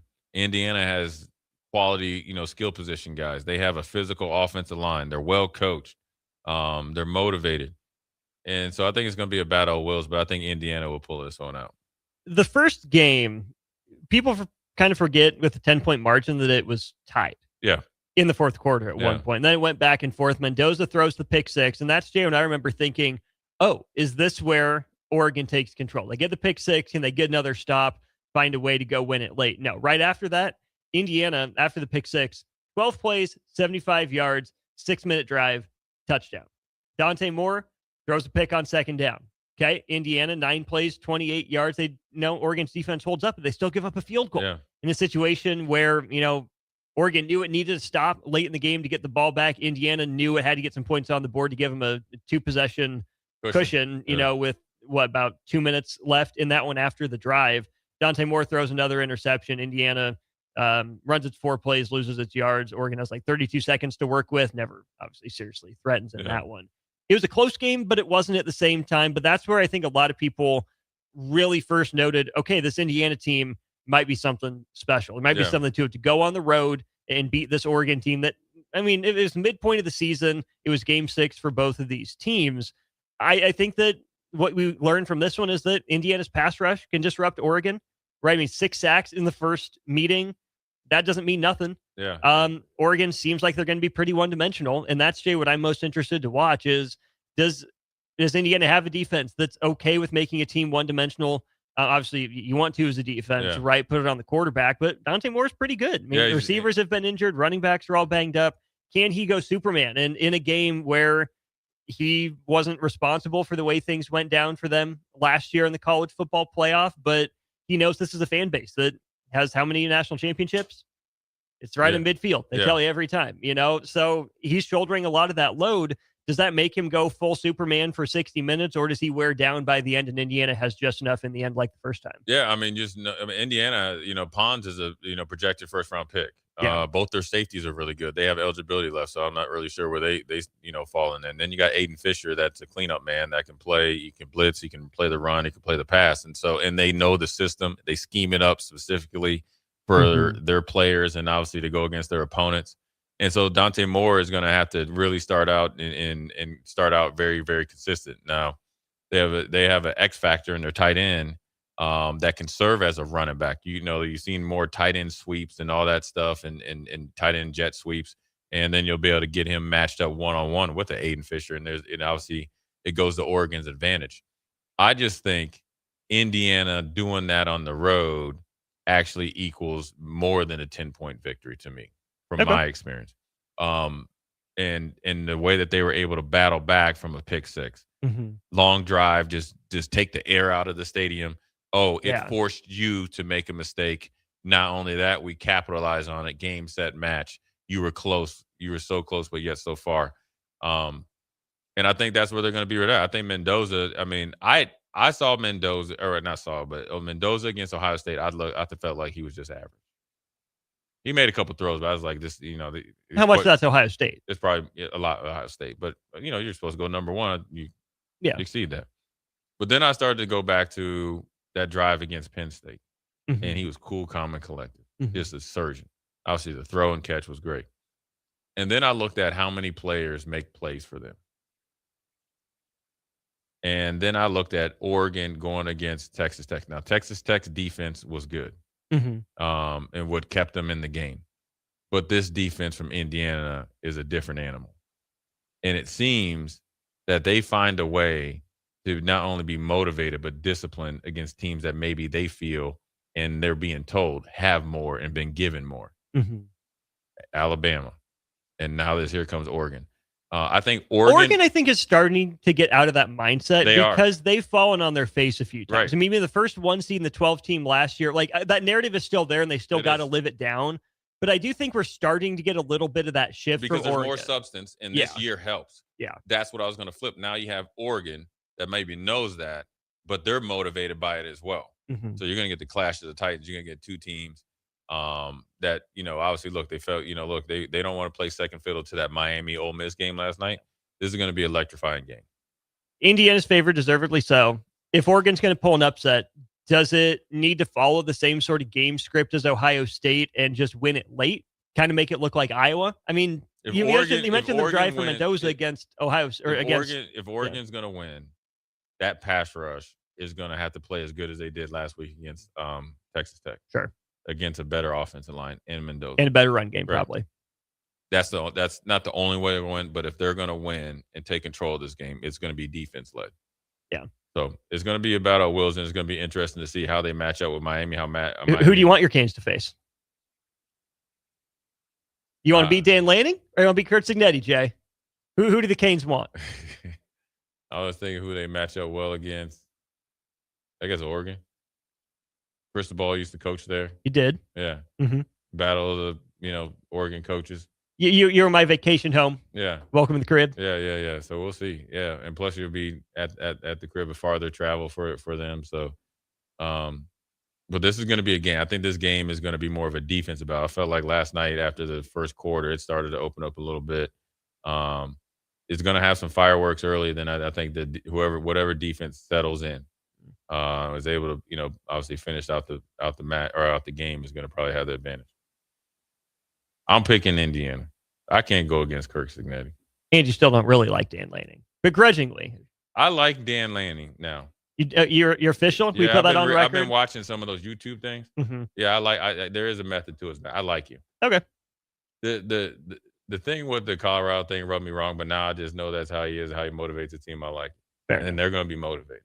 Yeah. I guess the big thing is what type of uniforms they're going to have on tonight. Hey, I don't know. Yeah, no, I'll take Indiana too. I'll be there with you. Yeah, I just think that Indiana is a very complete team. I think they should have superior amount of confidence of what they've been able to do, win the Big Ten, and obviously then double down on it and validate it and beat Alabama, even though Alabama is just a pass-oriented team, but they beat Alabama physically. Yeah. That's what you take from it. they beat them down. And at some point, made it look like some guys wanted to quit. So tip the hat to them. We'll see tonight. It's going to be kicking off here in 45 minutes. I'll be obviously watching and seeing, and then obviously we'll have a national championship finally on the 19th. And then we finally will get into 2026 season for our Huskers. And so the portal is still open. We still have the Dylan Raiola watch, and so we'll see what happens. I'm assuming hopefully through the weekend we get something done and or get something done for him, because you wish him the best. Even though he's not going to be at Nebraska, you always wish somebody like that the best. That's the best thing to do. So best thing that we're going to do, we'll take a quick break, come back. Jay Foreman, Austin Orman, Old School. We'll be right back. Watch Old School live on Facebook, YouTube, or Twitch. Old School with Foreman and Orman on 93.7 The Ticket and theticketfm.com. In a world where Wi-Fi battles rage and bandwidth is never enough, one family dares to connect it all. Work from home, influence all day, stream all night, and game to win. Deadlines, downloads, and dance-offs, all happening under one roof, flawlessly. Can your internet provider do that? Fiber fuel your household at allofiber.com/all-in. Most resolutions for the new year fail before January is even over. Why not resolve to just be a little bit cleaner in 2026? Nebraska Auto Detail is here for you. Now through March 30th, if you purchase a ceramic coating, you'll get a free interior detail. There's no better way to start your year than taking care of your car and decluttering the mess that it becomes so easily. Book your detail today at NebraskaAutoDetail.com or call Joe and the team at 402-601-5086. A new season, a home crowd, a fresh start. Love Nebraska opens its 2026 home schedule on Sunday, January 11th at Baxter Arena, hosting Love Houston in the home opener. First serve is set for 3 p.m., and the excitement starts the moment the doors open. Don't miss the chance to see elite professional volleyball featuring Olympians, All-Americans, national champions, and more as the season officially gets underway. It's opening night, Nebraska. Be there. Get tickets now at lovneb.com/tickets. MWR, a local company of Lincoln, is proud to announce they are able to offer their own post-frame building packages in metal to anyone desiring a building, whether you're a contractor or a DIYer. They can install your building as always, and they offer multiple different rib profiles and loads of color options, including the wood grain metal at great competitive prices. You can inquire at mwrbuildingandfence.com or just draw your desired building and submit it in their contact us page, and they'll get back to you. Call MWR today at 402-540-8966. Hey, this is Jay Foreman, the host of Old School, 3 to 6 p.m. here at 93.7 The Ticket. And one of my favorite things to do is come down and meet all the fans before and after as they cheer on our beloved Huskers. This message is brought to you by the Downtown Lincoln Association and 93.7 The Ticket. Hey guys, this is former UFC fighter and mixed martial artist Anthony Lionheart Smith. The Upside Bar and Lounge in South Lincoln is the go-to spot for every UFC event, prelims, and main card. There's never a cover, so make sure you get there early and stay late. Upside Bar and Lounge has daily specials, a margarita club, and a taco club. And don't forget, they just added Buzz Bowls to their menu. Learn more about upcoming events by visiting UpsideBarLNK.com and stop into their South Lincoln location for every UFC event on 27th and Pine Lake. Bauer Underground has been serving local contractors and utility contractors all across the state since 1997. When you see the black and white trucks, you know that the best workers in the business have arrived. Bauer is currently looking for equipment operators, laborers, diesel mechanics, and aerial linemen. Join the brotherhood built on hard work, authentic people, and a pedigree of success. They're offering top-notch benefits, a matching 401k, and a $600 per year clothing allowance. Bauer Underground, a family-friendly company with plenty of room for advancement. If you're seeking a career with a growing company, Gaina Trucking and Excavating is hiring and looking for additions to their team. Gaina Trucking has a strong team culture, competitive pay, 401ks, and benefits like health, dental, and vision. Drivers are guaranteed 40 hours per week, even in the winter months, and are home every night. Start your career today at Gaina Trucking and Excavating. Apply today at GainaTrucking.com. Just got the brakes fixed on my car today. You did? You haven't even left the office. I didn't need to. I got a guy who picks up my car and drops it off when it's done. Who's your guy? Graham Tire. They have pickup and delivery service at all 5 of their Lincoln locations. Schedule your service online on the Pickup and Delivery tab at GrahamTireLincoln.com. That's GrahamTireLincoln.com. Let us do the running. Some limitations apply. See store for details. January is your reset button. This January 10th, Farrell's Extreme Body Shaping in Lincoln is kicking off our 10-week challenge. We combine high-energy kickboxing, powerful strength training, and simple, proven nutrition to deliver real results in just 10 weeks. For a limited time, get $150 off when you enroll today. No gimmicks, just coaching, accountability, and a community that pushes you to win. Spots are limited, so don't wait. Visit fxblincoln.com and start your strongest year yet at Farrell's Extreme Body Shaping. 2 locations, South 40th and Yankee Hill, North 70th and Vine. Farrell's Extreme Body Shaping, changing lives 10 weeks at a time. Hi, Sean Callahan here for Koppel Chevrolet GMC, and wow, what a year it was at Koppel. The Koppel family would like to say thank you for a record-setting sales year in 2025. Now let's start 2026 off with the bang. New GMC Sierra pickups starting at $12,500 off list or 0% APR. Also hot off the presses, new Terrain leases at $299 per month. That's right, $299 per month on new GMC Terrain leases. So please stop on in the store or online at koppelcars.com. Stock numbers G138852 and G16518. 2,500 down with proof credit. You started your business to build something special. Now it's time to grow and protect it. At Pinnacle Bank, our treasury management services help you do just that. Through smarter payment technology, account administration, and fraud protection. So no matter the size of your business, you can get the most out of your financial operations. Request your free consultation at pinbank.com/consult. Pinnacle Bank, the way banking should be. Member FDIC. Back to Old School with Foreman and Orman on 93.7 The Ticket and theticketfm.com.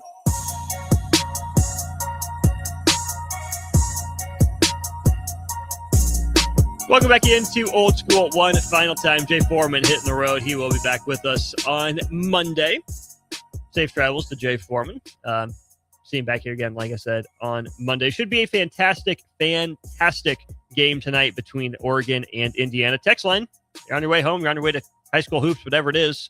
Who do you want to see? Do you want to see Miami face off against Oregon or Miami face off against Indiana? 402-464-5685 with that answer. I'll give you mine, but first I want to tell you about the good folks over at Graham Tire. More than just tire, they do all sorts of car and light truck repairs as they have for 75 years serving the Midwest. From brakes to oil changes, trust Graham Tire for service you can count on. Graham Tire getting you to the places that matter most. They've got not 1, not 2, not 3, but 4 locations here in Lincoln for you to check them out, get the great service, and tell them that's a 93.7 The Ticket sent you.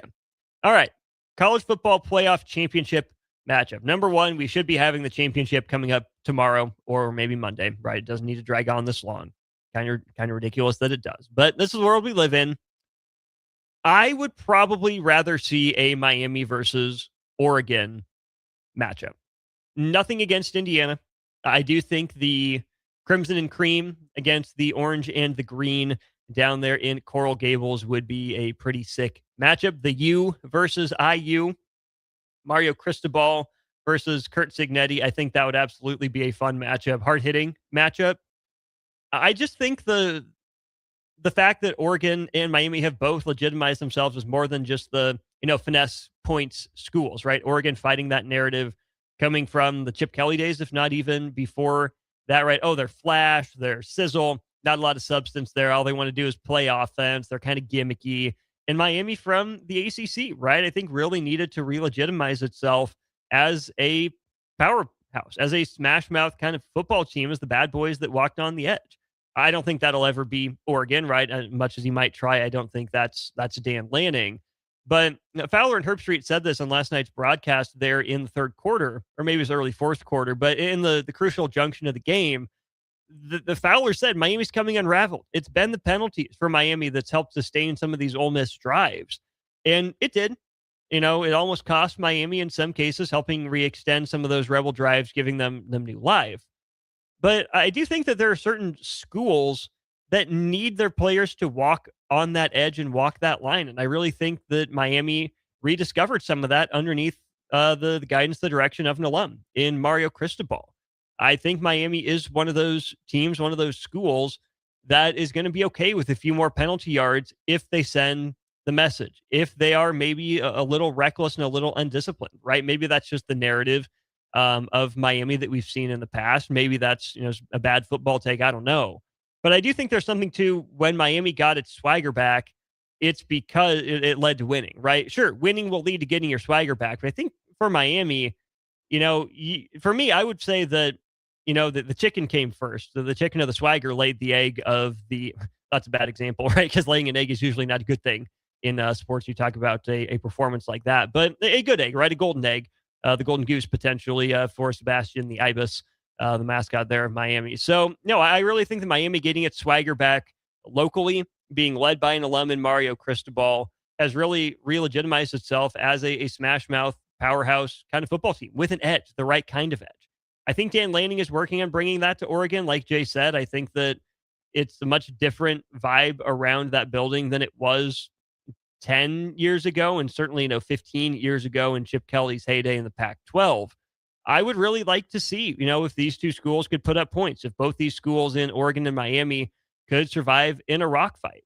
I still can't bring myself to get fully on board with the idea of Indiana being the favorite to be the national champion in college football. I think it would be a tremendous story. I think it'd be an underrated Jersey matchup to see the history that Miami has, especially the recent history, right, mid-70s on through the complete and utter lack of history that Indiana has. The only history Indiana has held up until recently is rather ignominious, and that is having, until this year, the most losses of any FBS program. They got passed by Northwestern because of a couple good years. They were neck and neck, right? Obviously, it was close. But the back-to-back double-digit wins seasons that Kurt Cignetti has guided Indiana to, and David Braun being okay at Northwestern, he's been fine. I mean, it's hard to do much more than he's done there, but certainly hasn't lit the world on fire. Indiana now out of the basement in FBS, almost, I say almost, to the mountaintop for the first time in school history. Of course, it would be a first for either of tonight's champions in the Peach Bowl in Atlanta. It would be the first title for both Indiana and Oregon in school history. So that'll be coming up here in about 35 minutes. In about 5 minutes, though, the Corner 3 got the president of the Braden Frager Island Homeowners Association on the show. We will introduce you to him, reintroduce you. Fan favorite, of course. You probably know who I'm referring to at this point. We'll also go through the struggles of some Blue Bloods. How real are they? How contrived are they? What does the future hold for powerhouses like Kentucky, Kansas, and maybe even UCLA sneaks into this discussion a little bit. And, of course, plenty of discussion on Nebraska's upcoming visit to Indiana. That's coming up tomorrow, 11 o'clock Central. For Jay Foreman, this is Austin Norman signing off for Old School, brought to you by Graham Tire. Don't go anywhere. We got the Corner 3 next here on The Ticket.